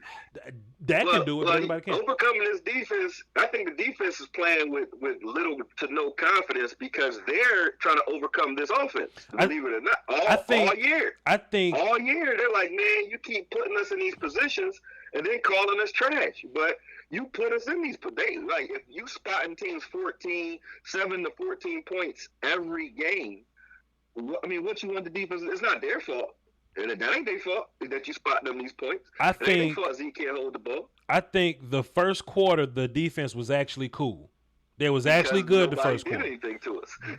Sure. Nobody shot us in the foot. But we ran into that adversity. We just couldn't overcome it because, that just is what it is, though, But, yeah, man. Yeah, that's where we at, man. Yeah. But I'm going to let you watch the film. I'm going to probably have you on this week if you ain't doing nothing. You always say you ain't never doing nothing, but I respect your time. You know what I mean? No, pick a day, man. I'm on this, all hands on deck right now, bro. So pick a day and just let me know what time, and I'm going to make it happen. All right, brother. We'll do it. Appreciate you. All right. Talk to you. That's Okoye Media. Go check him out on YouTube at Okoye Media. Accumulated knowledge over years of experience. And Brandon hung the phone. Brandon called back, man. I said we was going to do the show. I just needed you to hang tight. While Okoye was on the phone, Brandon hung the phone up, Brandon. We was doing the show. Time out. In the chat box, they was talking about James Slater. They said somebody was something leaked out to James Slater or whatever, and said that the players were discontent with the coaching staff and that they're unprepared and no shit. Also, Aisha said while I was on the phone with Okoye Media, she said that you should never trust redheads. Now, one day when we're doing a Voch's Voice podcast, we should ask her. We should ask her about her experience with redheaded people, because people don't say that unless they got a story, and I like a good story. All right, let's enact some privilege in here and get Drummer Cam on the phone. See what he got to say. What's up, Drummer Cam? This is Clock Game, by the way, in case you ain't know. But what's good? Yes, sir. The conference has been locked. Real quick, because I ain't got much to say about the game because it was shit. But good, my guy. But like you called it. Last night, the fans are now blaming Zeke, so I think that's hilarious. Sure. But hear me out on this, because these fans are also going after Jerry, and I get it. But the problem isn't Jerry at this point. So yeah, he's got the final say-so, but he's the boss, like on big things. Got it. Mm-hmm. That's his role. But they have the narrative twisted anyways, because the problem that Jerry has isn't firing players because he's prideful or he's ego. Mm-hmm. It's nepotism. His whole family's around him. These players get involved with his family. That's it. Cowboys got whooped. Maybe these next 2 division games we play better. Something happens. Hopefully things look better, man. But that's all I got. Salute to you, sir. Stay strong. Hey man, appreciate drummer camp getting in and getting out. Salute to you. He says nepotism. You know what I mean? And that could be a thing. Could be a thing. You know, if you just in charge and used to being in charge, that comes with a little bit of, you know what I'm saying? It comes with a little something, something. Let me put that back in the comment section for you. Brandon said he had to dip out, but Brandon was hitting us with some really good content there. So this is me dropping Brandon's link in the chat box to his to his YouTube page. Him and Set It Off Chris, they do some good work over there at Frankly Football. You know what I'm saying? Go over there, check them out, see what they talking about. Let's get let me see. Let me see what this whole name is. Okay, my guy, Big Pookie. Big Pook. We fat mouthing today. What's up, Big Pook? What's going on, man? Cool, let me get. I know we got a short thing. Let me give you a short thing. Let me tell you the real problem with the Dallas Cowboys, and this has been happening for the last 5 or 6 years. Camp Cupcake. This team is the worst thing that you could ever be slated at. And I bet you go to all the other 31 teams in the NFL, and they give a scout report on the Dallas Cowboys, the first thing they would say that they are not a physical football team at all. And that's the worst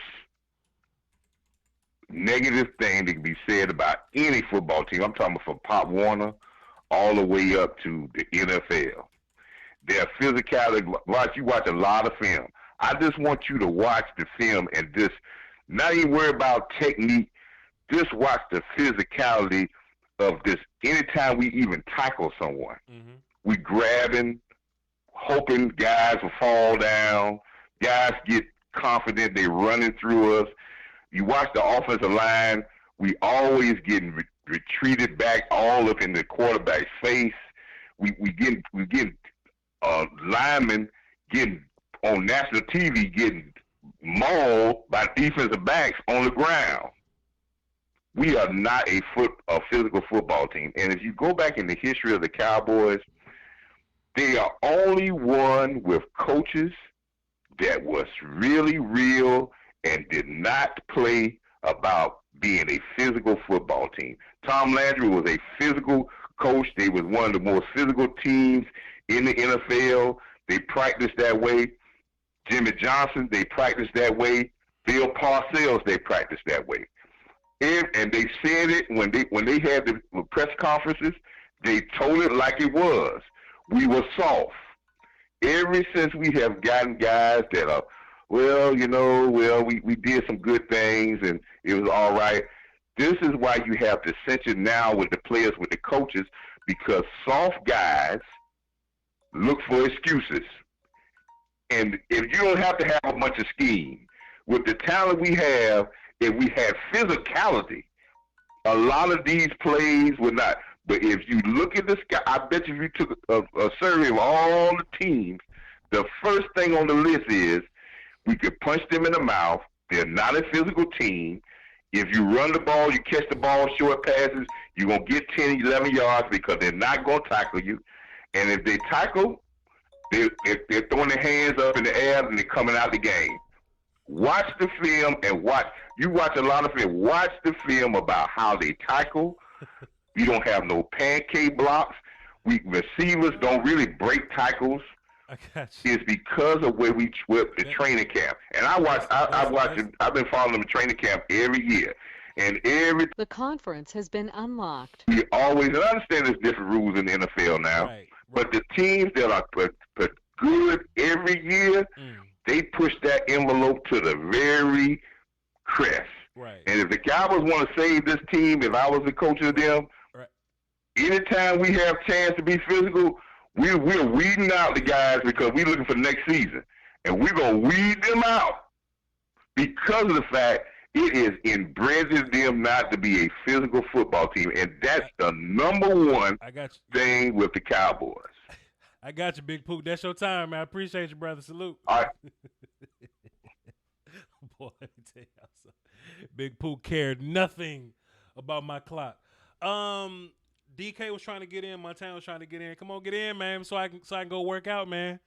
So I can go on and wrap this show up. Come on now, go DK and whoever DK and Montana, go ahead and call in now, so I can move on my life, so I can go work out. Hurry up, so I can lock this phone back up. Y'all just that's okay. It's Monte. Is Montana Monte? I don't know. Yeah, and DK, go ahead and call in too, man, so I can get y'all in here now, so we can move on. Let's get John on the phone. What's up, John? Man, what's going on, Voch? I'm cooling, my guy. Look, go ahead. Look, man, I actually got a different little take. A different little take. I get it. We could talk about Jones, we could talk about the defense, we could talk about Dalton, but at the end of the day, we still got the rest of the season to play, right? The conference has been locked. Am I the only one that's noticing that, like, Michael Gallup is looking like he's about to become one of the top sideline threats in the NFL? Sure.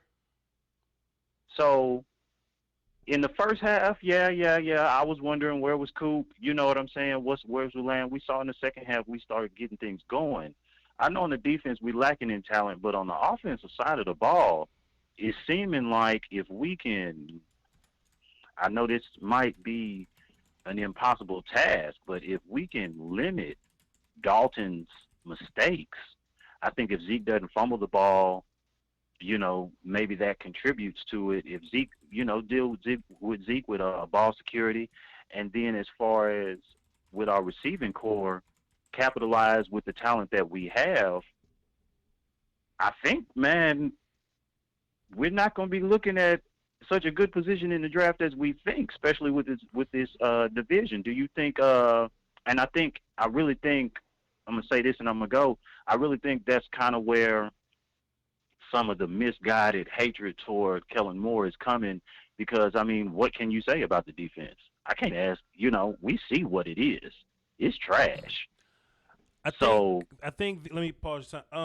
I think the Kellen Moore hate is very much so misguided, especially if we ain't saying Mike Nolan name, but we saying Kellen Moore name. Kellen Moore seems to be the only bright spot on this coach staff, if you ask me personally. But that's just my own personal opinion. Man, but we just getting these reports, we just getting this news that that everybody, that they not preparing them properly, or I guess Nolan and Mike and them, or Mike Nolan and Mike McCarthy aren't preparing people properly. So that's that. But I do think that if we win and go 6-10, like the difference in this division is that if you make the playoffs, you automatically go to like 20.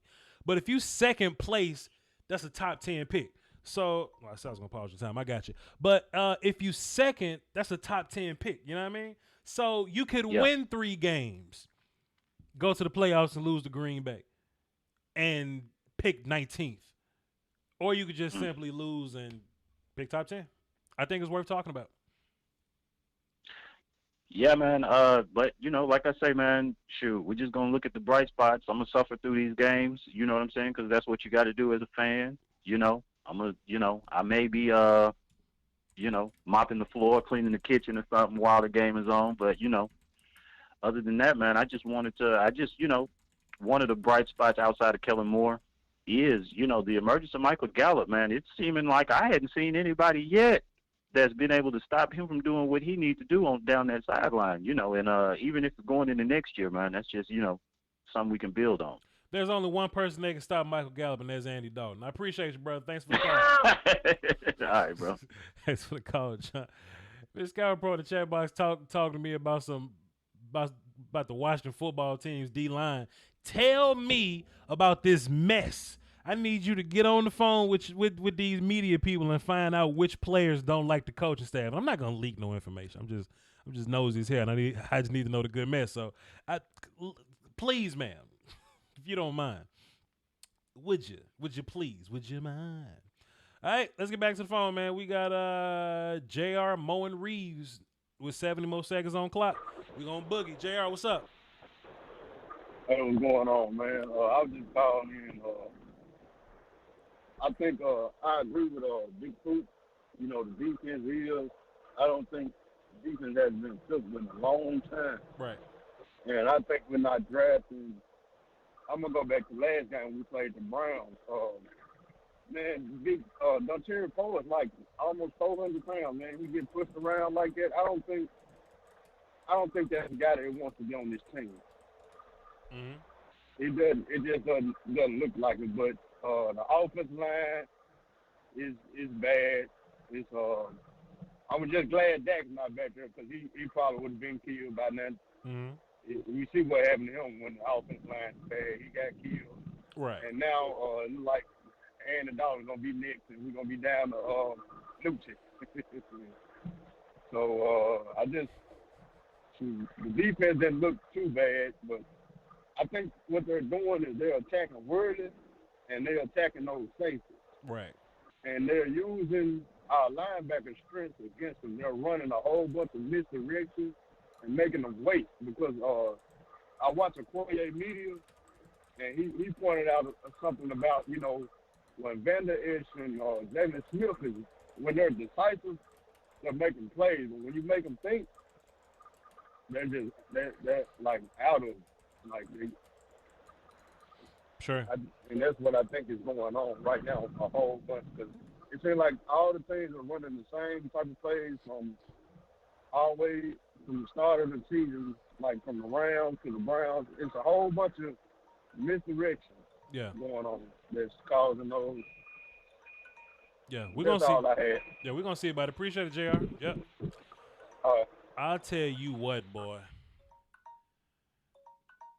Y'all think I was pro Jason Garrett last year or 2 years ago. Y'all think I was pro Jason Garrett. Let me find out. Let me find out this coaching staff ain't preparing these young men on Sundays. Let me find out. Let Voch find out. Let me find out. What? Let's get back to the phones, man. We got Mo, Reeves, and Antoine. Then we're going to go Monte. I think that's Montana. Montana. I don't know. Then we're going to go DK. All right, let's go Mo. See what Mo talking about. The phone's locked, by the way, and we are playing clock games. 70 seconds. Let's boogie. What's up, Mo? Hey, what's happening, Bob? What's happening? Coolin', my guy. Coolin'. What you got for the show?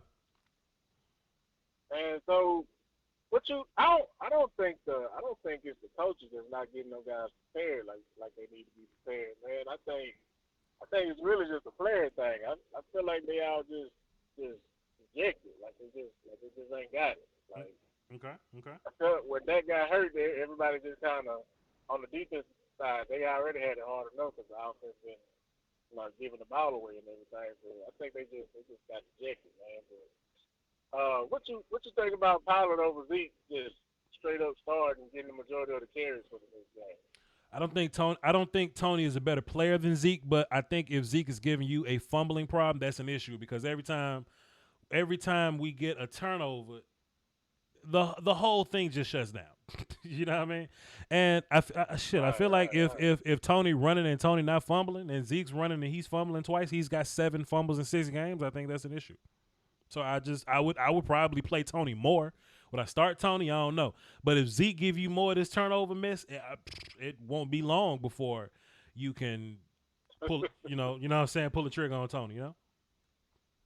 Right. I get he the big dog and everything, but I feel like Tony kind of hit the hole a little quicker. He can do more with the small amount of space that the offensive line give him. That's fair. I think he can work a little better in between the tackles. You know what I'm saying? Outside especially. Yeah. But I think what is that? Defensive line, the interior. I feel like if they can just get some more guys in there. Because I know they did their due diligence and everything, but if they can just get some dogs, like you said earlier, best draft pick on the defensive side of the ball and just start in the trenches and make the right decisions. You know what I'm saying? As far as that goes, I think that'll help those guys out a lot more. I don't think any blame should go on young boy. Who's not Kellen Moore? I don't think he should get any of it. Because you make sense. Because you make sense. That's your time. Yeah. But like if it's crazy how we got an offense coordinator and a defense coordinator. The offense is number one when you're healthy. The defense is last whether you're healthy or not. How do we find time to blame the offense coordinator? I don't get it. But that's your time, though, man. Appreciate it. He don't have no blame. He ain't right. Appreciate it, man. Yes, sir. Yes, sir. We're gonna go Reeves, Twine, Monte, DK. Then we're gonna get into these numbers we don't recognize. You know, let's get into it. Brother Reeves, what's happening? Brother Reeves. One time. Reeves going 2 times. Brother Reeves.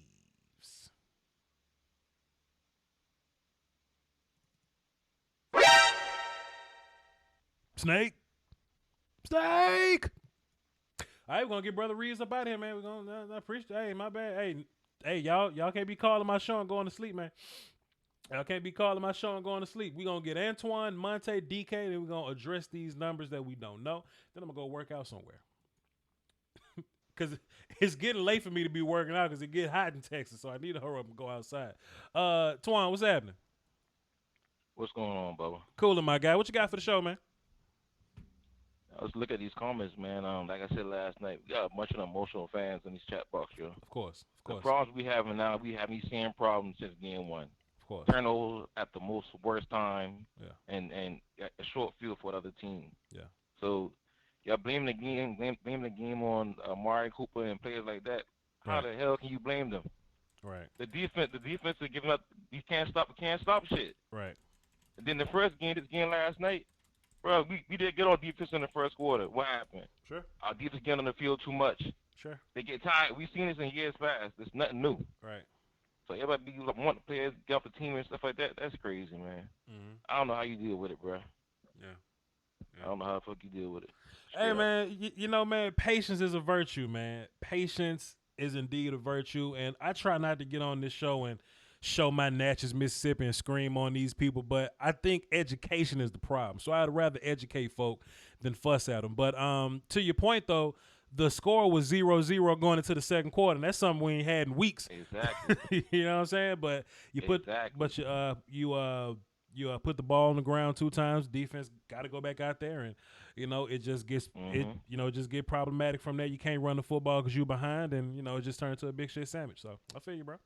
And to be honest with you, Zeke had averaged 4 point something yards yesterday, but he couldn't hold on to the ball. Mm-hmm. And we talk about that other turnover when the dude tackled CeeDee Lamb before he even got to catch the ball. Yeah. We didn't get the flag on that. I mean, a lot of stuff happened in this game that fans ain't looking at. Yeah, that's a big miss. But I appreciate that me call, man. All right, appreciate you, my guy. Salute. All right. Twan is sick of y'all emotional ass Cowboy fans, he say. I am too, but I gotta, as a content creator, it's part of the job, man. It's part of the job. Let's see. We got a bing from Raja Sharma. Let's see. Drop the buck in the PayPal. Appreciate you. Can I talk to you? My Discord is in your server, and how can I contact you about something in your live stream? But I mean, that's what these phones are for, sir. I mean, I appreciate you. Putting the dollar in the PayPal there, but that's what this is designed for. This is designed so you can call me and I not give strange people my personal number. And they call me outside. These are my office hours right now. Y'all got to knock on my door during office hours. You know what I'm saying? So that's what this is for. I think this is good for my audience, for y'all to project all y'all Cowboy anger on me, and I try to answer it the best I possibly can. But yeah, call me on the show. Shit. All right, let's get Monty on the phone. Now, is this Montana? What up, man? So I got you down for 6 names, man. What the hell do I call you? They just call you Montana, man. This is my 3rd time I didn't erase and put something different in. Montana. Damn, shit. All right, fam. What you got for this? You got 3 phones and 5 names, dog. I'm not bullshit. I keep all the records. I keep all the records. All right. What you got for the show, Montana? What's good, my guy? Man,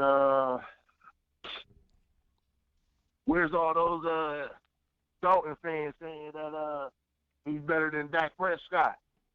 Yeah. I'm still waiting on that. Yeah. Time out, Montana. This is not on your time, by the way. I just wanted to address Miss Scouting Pro real fast because she's a lady and I'm chivalrous, but she was showing me this Dez tweet or whatever. And Go ahead. what I think this is that, you know, hindsight is always so easy to look back and say what's right or wrong. And it's interesting that Dez ain't vouching for Zeke right now because Dez love to vouch for Zeke. But I think looking back 5 years is of course you can see flaws in anything looking back in 5 years. But my whole point with Derrick Henry wasn't even good till like the middle of 2019. Derrick was very up and down since his rookie year, and Zeke has been the best running back in football, if not top 2 or 3 since his rookie year. And he's just now kind of having a fall off. So what I would rather Dez say, I wish Jalen Smith wasn't on this team and we had drafted somebody else in the second round that year. I would rather Dez say that than to pull the whole we should get Ramsey and Henry card, because I think we win more games with Zeke than Ramsey at cornerback. But that's just my opinion. Go ahead, Montana. You good, my guy? I actually agree with you on that one. When I heard about the tweet, I said, hold on, man. Listen, Dez, you was a problem in 2017 when you couldn't catch the ball. So you was the problem too, bro. Don't try to make it seem like you was still that Dez from 2014 when you wasn't, brother. Sure. But I'm not gonna go ahead and start bashing the Cowboys. Look, man, we lost our quarterback. What y'all expect? Yeah. Andy Dalton not perfect. Sure. But he's not going to get the job done either when you got, I love Zeke. I'm a Buckeye fan. I love Zeke. But Zeke messed up, man. I'm going to hold him accountable. Sure. You cost us that game, bro. Yeah. You did. You put the defense in the hole. The defense can't always hold when it's short field like that. I'm a defensive guy. We can't. That's hard. That's hard to do. Sure. Every game? Sure. Every game? Yeah. You're not going to expect much out of a defense that barely has feet.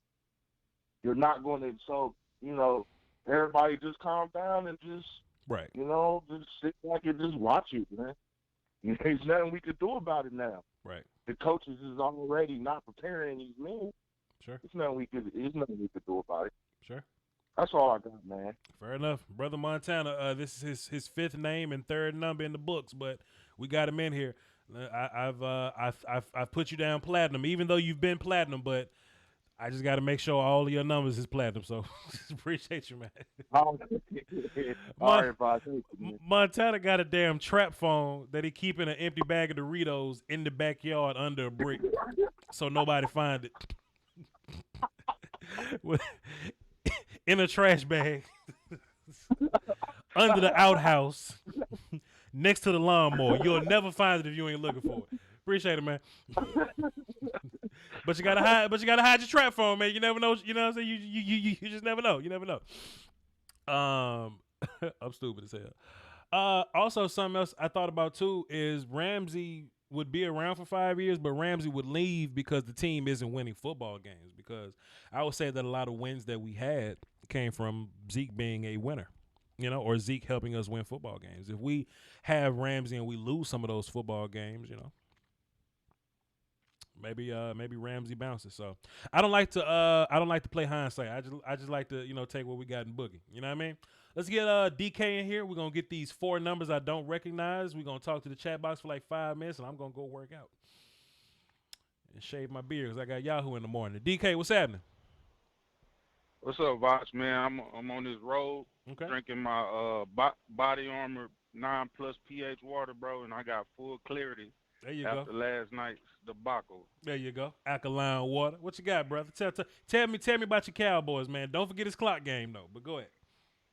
Okay, I got 2 main points, bro. The first one, bro, most of the successful teams, bro, in the league right now, bro, they successful overall because of the coaching. Sure. And when I'm not just the head coach, the entire staff, bro. Yep. Seattle, Tennessee, Green Bay right now, Tampa right now. So it's like when I looked at this coaching staff, bro, and looked at the team in general, I'm like, you know what? It is coaching, bro. I looked at Jim Tomsula, Mike Nolan, Joe Philbin. Those three dudes have never been successful at without successful players, bro. Even McCarthy himself, bro. With Rodgers and Favre. That's fair. So this the team. This is the leadership we got on this team, bro. On top of the players, bro. Sure. Not performing up to their full potential. So that's just my first point, bro. I feel like a lot of our problems come from just the damn coaching staff.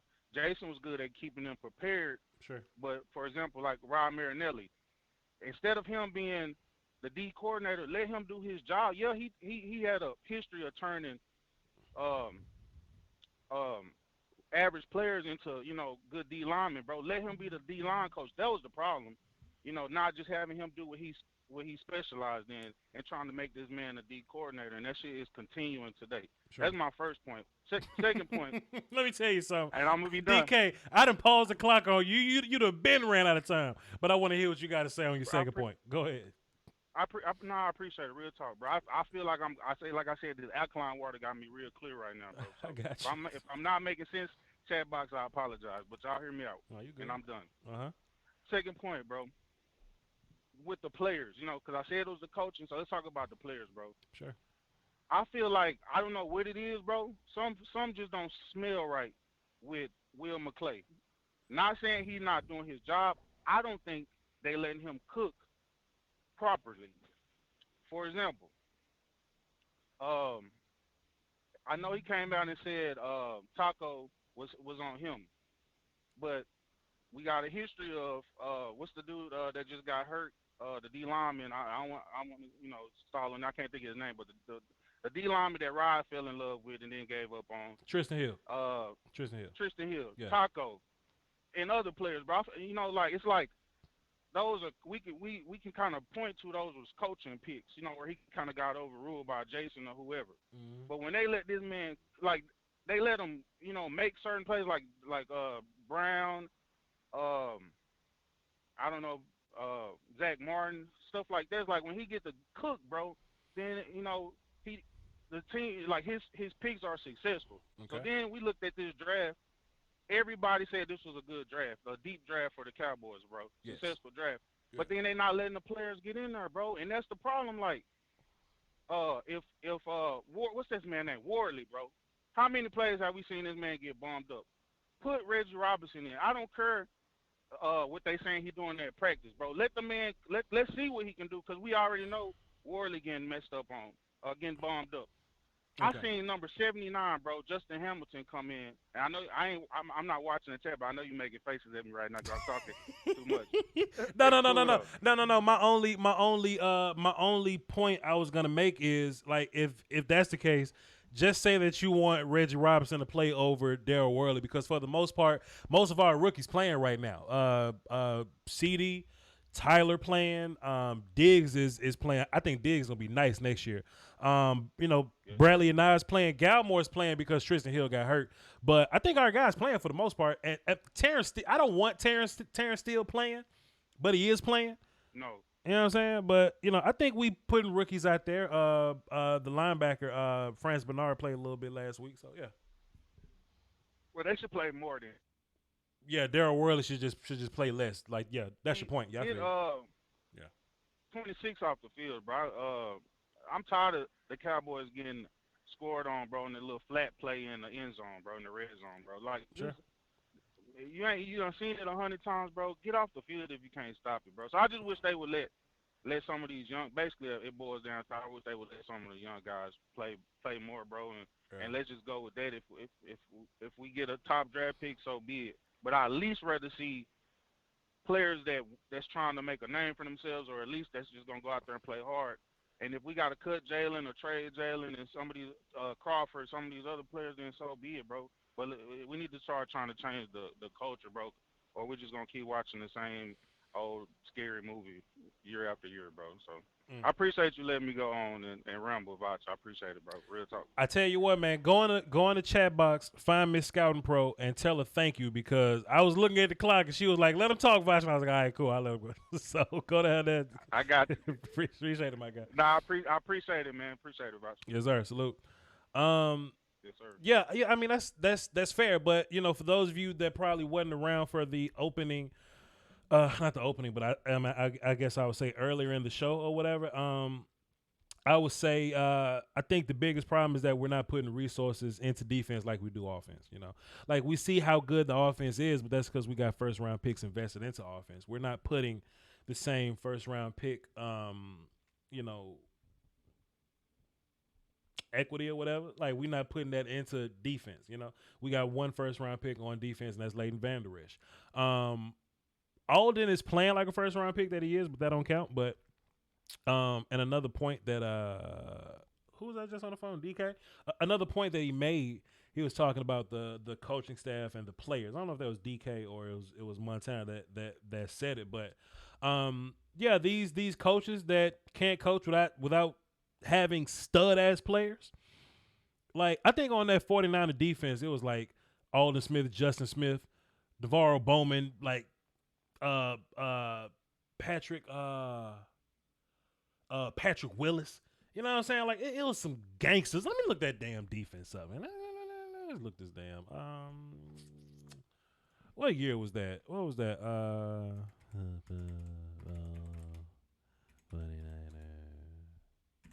Boom. Let me look this up. Then we're gonna get into the phone calls that we're going to get into the phone calls that we didn't follow up on. These phone calls that that I don't know who they are. We've gotten the platinum people out the way, so phone call people, hang tight. That was 2012. Now let me look up the 49ers 2012. Is that on our lads?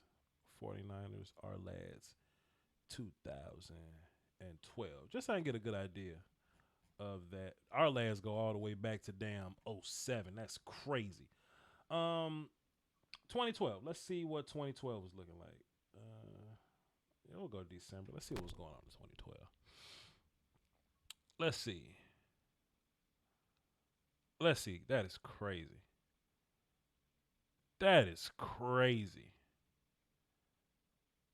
My goodness. I think Tom Sula was coaching this thing, and it was Fangio and what's his name. But Ray McDonald, Justin Smith, Ahmad Brooks, Navarro Bowman, Pat Willis, Alden Smith, Carlos Rogers, Dante Whitner, Deshaun Golston. And we definitely ain't got these people. We definitely ain't got these people. Absolutely not. Absolutely not. No. No, we definitely don't have that level of talent on this defense. Let me look at one more thing before I get up out of here. Not get up out of here, but before I move on to the other teams. Let me go to 08 and see what that 08 team was looking like. Click back. Boom. 08. Let's see what 08 was looking like. Because I like to be comprehensive, man. I like to cross my T's and dot my I's. You know what I'm saying? I like to cross my T's and dot my I's. This is Mike Singletary? Mike Singletary was head coach here? I don't know. I'll look into it and get back to y'all. But I do think there should be some research done in terms of, seeing when these coaches were the best and seeing what their talent was like when they were coaching that team in particular. Because I think that'll say a lot about the coach. Were they being carried? Were they being carried by the players, or are they talented enough to kind of pull it off on their own? And Pat Willis was a gangster in his damn prime, man. I don't know. We'll get into it. We'll figure it out later. We got 4 calls left that's not platinum. Let's give them time to see who they are. There's actually 3 calls. One number's just on here twice. So we got 3 non-platinum callers. We're going to put 70 seconds on the clock. And then I'm going to entertain my chat box for a little while. See what y'all got to say. All right. Let's start with 862. All right, then. What's happening? Who this?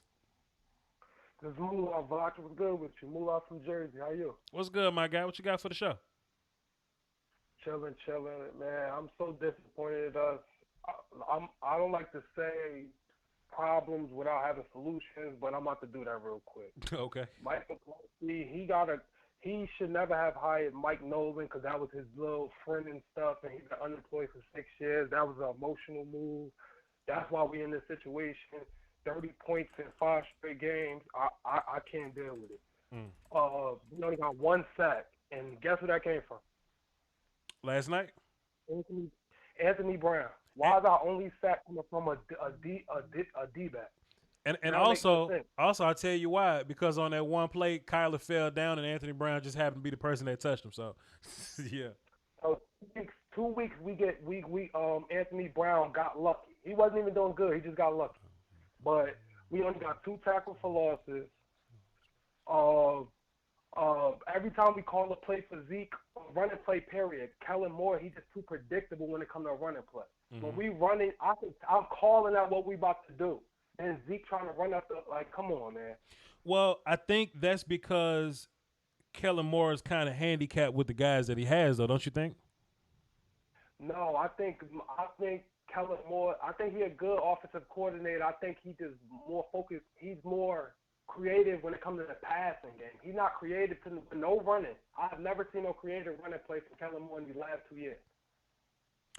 I think if I was the offensive coordinator and I was a genius, but I have an offensive line full of backups, and to be fair, that's exactly what it is. It's an offensive line full of backups. Yeah, that was crazy. That hurt me to see us with 5 backups on the field. No, we had 7 backups on the field at one time. Andy, I'm counting Andy too. Sure. Tony had a point. Sure. So right. So if I'm the offense coordinator, and listen, don't get me wrong, Moolah from Jersey, don't get me wrong. I think so highly. I think I could win a Super Bowl if I was offensive coordinator. That's just how I feel. You know what I'm saying? But if you would be the offensive coordinator, you could have that. I believe it. But if you gave me these guys, man, it's a lot of stuff I can't do. It's a lot of combinations I can't throw. It's perfectly understandable. Sure. And I don't want to go win. These been my frustration, and I understand that because at the end of the day, I want to give it up for Trayvon Diggs. He held D-Hop, one of the best receivers, to 2 catches. He got 70 yards, but he only held him to 2 catches out of 8 targets. You feel me? Yep. Andy was just trying to get the ball out in 2 seconds every play. He trying to get the ball out in 2 seconds. We can't go deep doing that. That's my time. That's your time. Moolah from Jersey, man, this was a good call. It just made you platinum. Hey, one more thing.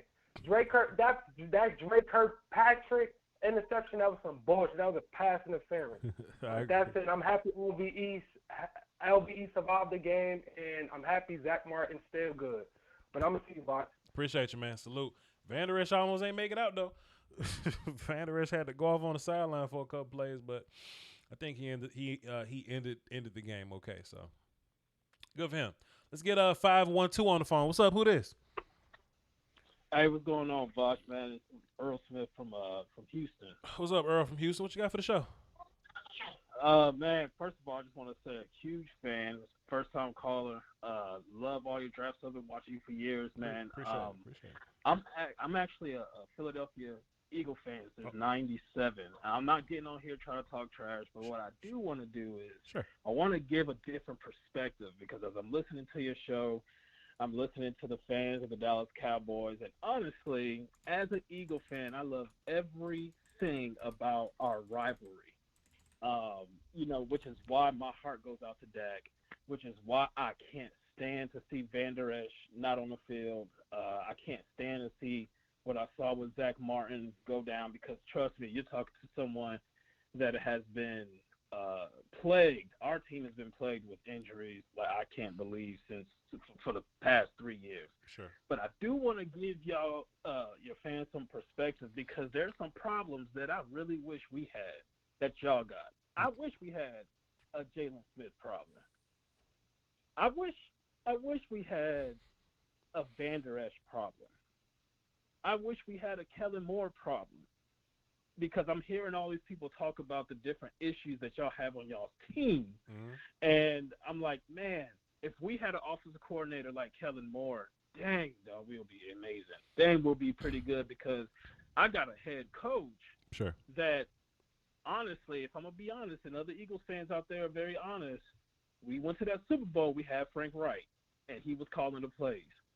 And we're clearly seeing that in big situations concerning the Eagles, we're not being able to pull out some of these games, and it's just basically coming down to a lot of play calling.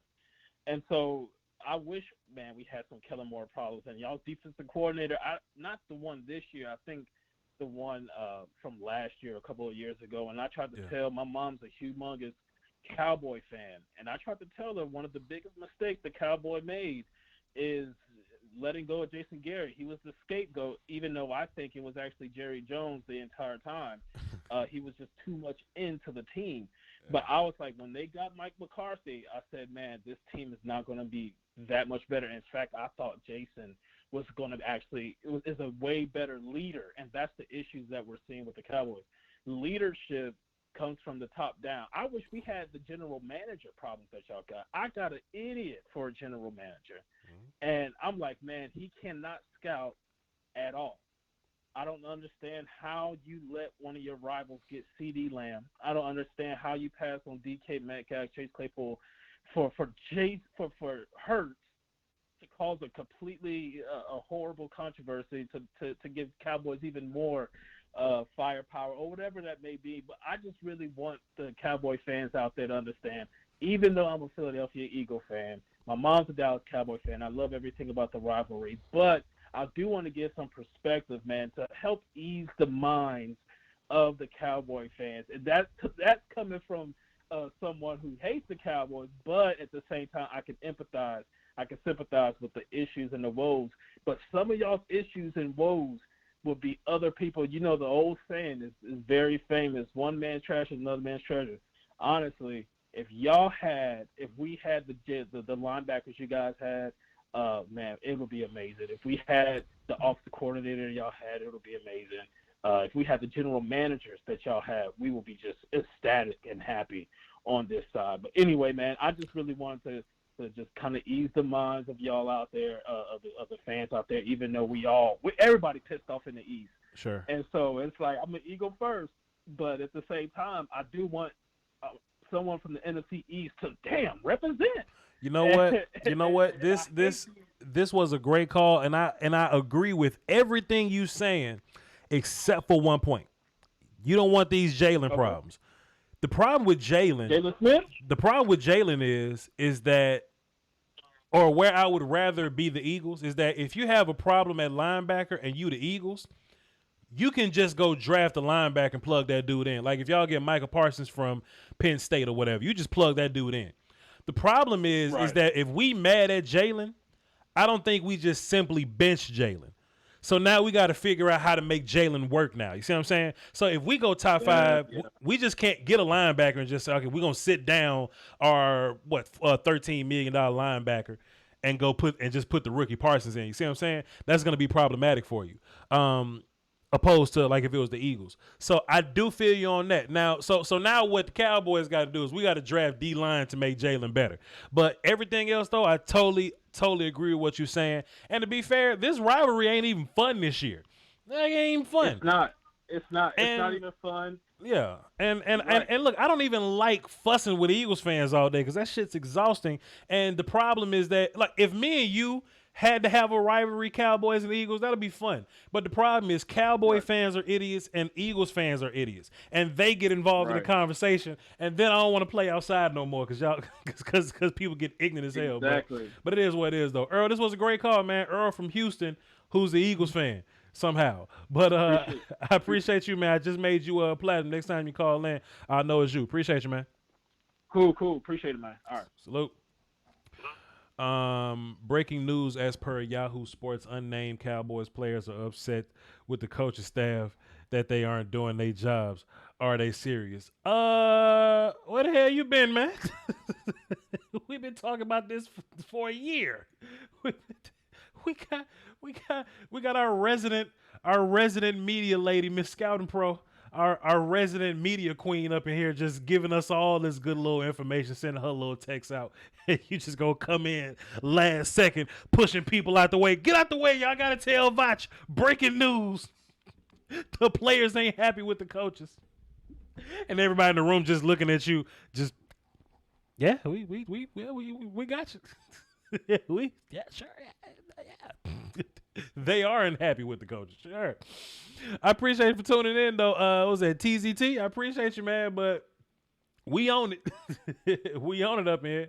We got one more call, man. We're gonna get into the chat box, man. We got what is this? 520. What's up? Who this? What's up, man? I'm Adrian. I'm from I live in Arizona, so right now I'm ducking the hell out of my Facebook because I got Arizona fans out here hitting me up. But I got two things real quick. I know I'm on time game, so okay. I mean, as much as people give Romo and Dak criticism over the last 10, 12 years or whatever, I honestly think that if we had a defense, if they actually put resources into the defense. Wait a minute, time out, Adrian. Adrian, I'm sorry, dog. I'm sorry, but look. This ain't going against your time. I just got some jokes that I got to get off because somebody ran in my chat box pushing people out. Hey, you ever seen Lean on Me when they had Mr. Clark in jail and they was like, move out the way. Yeah. They was like, get out the way, Joe. Look at this, and Joe was like, I'm not gonna look at nothing. All I gotta do is stay black and die. Kids, y'all go back there. Joe, would you just shut up and look at it? She ran from the back of the mob to the front with this damn cowboy news. We know the test scores was good. We got the news already. That man just snatched the megaphone from the lady and said, wait, I gotta my bad, dog. Listen, Adrian, I'm so sorry. I just had to get these jokes off, man. That man put the paper in the air like, Voch, look. What my man said, he said, Randolph. That boy looked Randolph and I said, look. Hold on. Where my button? Wait a minute. Time out.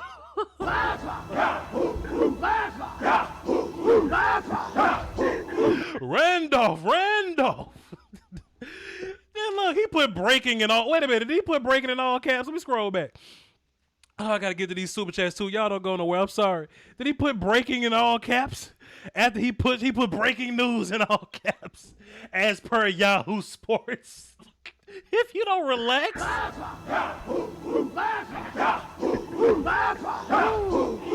Okay, let's restart this call. Adrian from Arizona, what's up, my guy? Yeah, I guess my second point is. What was your first point? What was your first point? I'm sorry, man. Just reset the whole show, man, because I just had to get that off. My bad. Go ahead.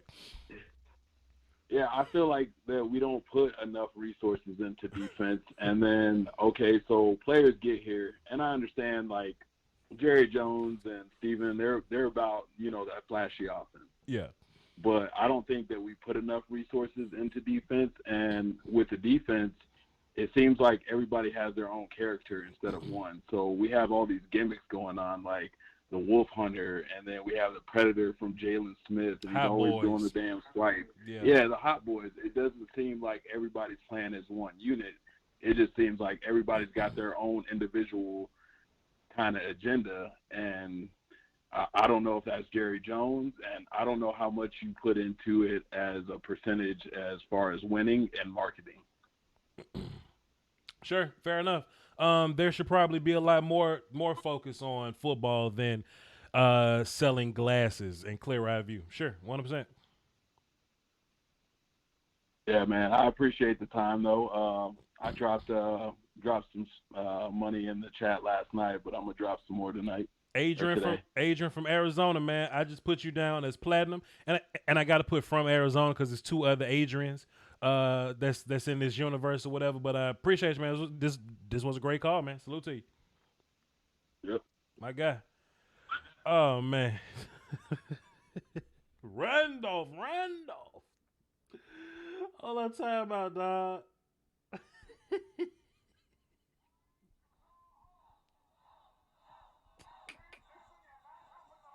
Boy, Mr. Clark told them kids to take y'all ass home and go to school tomorrow. And look this old boy. Hold on, time out. This your boy. Hold up. All I'm talking about, this your boy. He coming in from the back. Look. Will you shut up and read it? Read it. The Cowboys are unhappy with their coaches. I'm sorry, y'all. I can't stay focused. I'm terrible today. I'm terrible to read it. Now, I appreciate everybody that called into the show. Let's get into the chat box right now. I know a lot of you couldn't call in because a lot of y'all showed up late and the phones was locked. Or you may be in Korea where it's 3:00 in the morning and you may be laying down next to your significant other and you can't talk on the phone and risk waking them up. Or maybe you just talked up all of your anytime minutes anytime, or it's just loud in your background and you involved in a dice game and you just can't talk on the phone. Whatever your reasons why you couldn't get a chance to call in, this is your time to talk back to the show. I'm into the chat box right now. And you can now begin asking your questions. I got chat boxes though. I got super chats though. We got Yes Want. Yes, I know I'm not saying your name right, but Yes Want 1100 drop 5 in super chat. We could have drafted Buddha, but we drafted Taco Shell. Sure. Darren Davis dropped the 5 in the super chat. Draft a defensive tackle in the first round, please. I agree. We touched on that. Steven Johnson dropped 5 and says, I know you hate bad scenarios. LOL. With that said, if a contending team like Tampa Bay or say Buffalo offered a first round pick for Zeke, would you do it?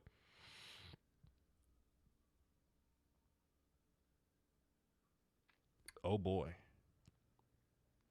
And they just picked the contract up and all the dead money and we just get the pick just flat out just. Oh goodness. Oh Jesus. Coach Evans from Sip to Tally Films, he's the Ravens version of what I do, and he also does some good work in draft season. So go over there and check him out. Sip to Tally Films. He dropped 5 and says, feeling bad for y'all. Here's a shot of cheap liquor. Appreciate you, Coach. Michael Miller dropped 5 and says the D-line scheme isn't working. Holding blocks isn't working where the line of scrimmage is, where the running back hits the holes.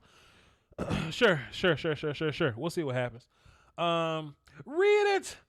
KCJ dropped the 5 in super chat. I'm just waiting on Mike Zimmer, aka Football Jesus, to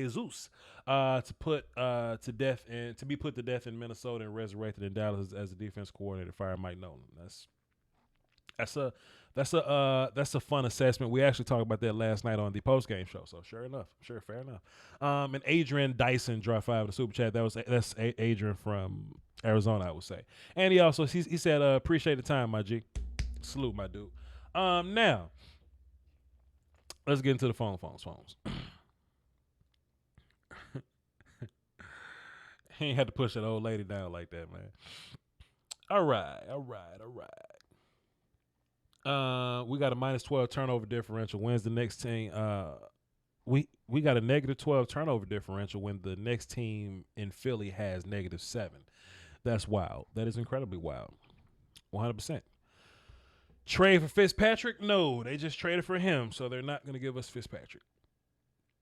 We're going to F around and get CD hurt doing kick returns. You just watch. I'm not a big fan of CD doing punt returns unless we need him to.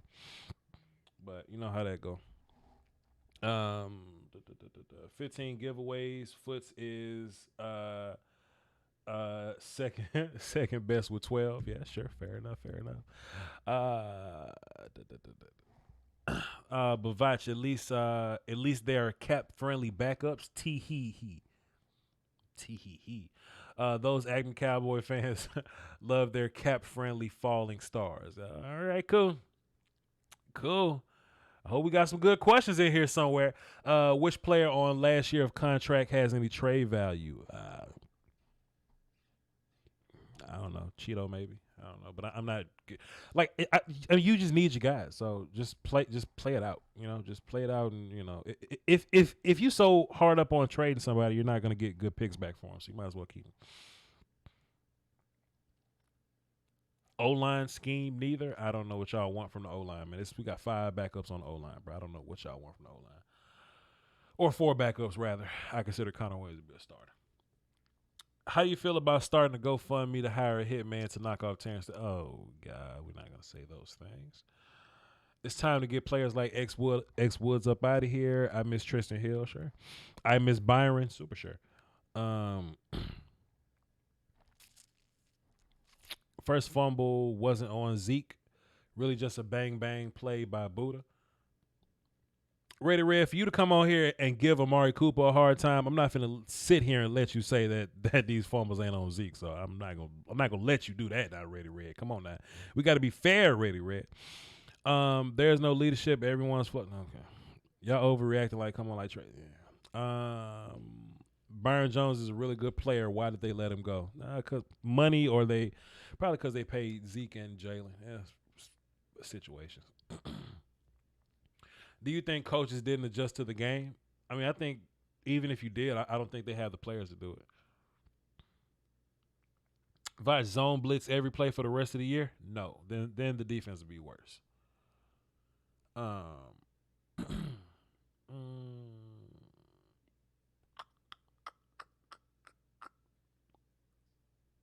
When was the last time we did a trade? Last year with the Dolphins. We went to go get Robert Quinn.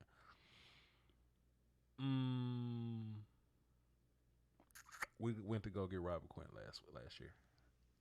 Time for Robinson over Worley, Anat over Armstrong, maybe Dowdle over Pollard. Chill. If I'm Dak, I'm getting up out of Dallas. You think Dak will leave Dallas and play with Jason in New York? Nah. He do be killer Coop. As fans, our anger should be directed at Steven Jones. No, it shouldn't. Does Rashard get in anytime soon? I know he's raw. Rashard. Who is Rashad? The linebacker Rashad? Rashad. Who is Rashad again? Help me with Rashad, and I'll let you know. I'll let you know what I think. I think the players are done. All right. Byron Jones wasn't a flashy player, but that's why they let him walk. I think it's probably because of money. Defensive tackle or safety in the draft, O-line in the second. You just got to let the draft fall to you and just go from there. Am I the only one who doesn't think the defense was horrible prior to the 2 fumbles? Nah, we've been saying it. Y'all be coming in late. Yeah, they had a good first quarter. They had a good first quarter, but they couldn't overcome the adversity. Voch, I don't want to trade for nobody, but I'd love to get some draft capital. I don't hate it, but, you know. What's more valuable to you? A player that you could use next year or a 6th-round pick this year, you know?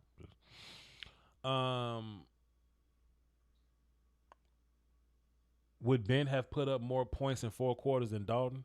I don't know. I don't have a reference point for what Ben is right now. Ben DiNucci. Rashard Smith, linebacker? Who is Rashard Smith? I don't know. Do you think we should start seeing who will step up on the bench? Hey, let me tell you something. Normally, y'all ask some better questions than like Cowboys media, but it's a rough day for y'all, man. You know what I'm saying? You know what I mean? You know, Andy Dalton, when I hear had a rough day. Y'all having a rough day. What up, Voch? I blame Jerry Jones because at the end of the day, he is the GM, and the GM's supposed to hold the coaches accountable. The coaches hold the players accountable. I want to see Bradley get some snaps at end. He's been getting snaps. Not a whole bunch, but he's been getting some snaps. Voch, I'm thinking Reggie Robinson, not Rashard. Rashard went to James Madison with DiNucci. The James Madison kid, I forgot all about it. He asked for a trade up. No, he went to the James Madison D tackle, forgot his name because he's just been sitting around on the roster. Whatever. He asked to leave. He's with another team now, I believe. He was on the practice squad, and he just asked. He signed with somebody else. Yeah, he just signed with somebody else, man. How early do we draft O-line next year? When it's appropriate. The offensive line looking small to the other D-line, to other offensive lines in the NFL. Well, think about who we got all rookies and second-year players on the offensive line right now. You know what I mean? Well, rookie and sophomore players on the offensive line. Like, we ain't got guys in their man bodies. Rondell Carter, thank you. Yes, he went to the Colts. Yeah, we got guys, none of our offensive linemen are in their man bodies because they're all rookies and sophomore players. So of course they're not as big, you know. Of course, and Connor's not big in general. So yeah, we gonna be little. We're gonna be little for a little bit.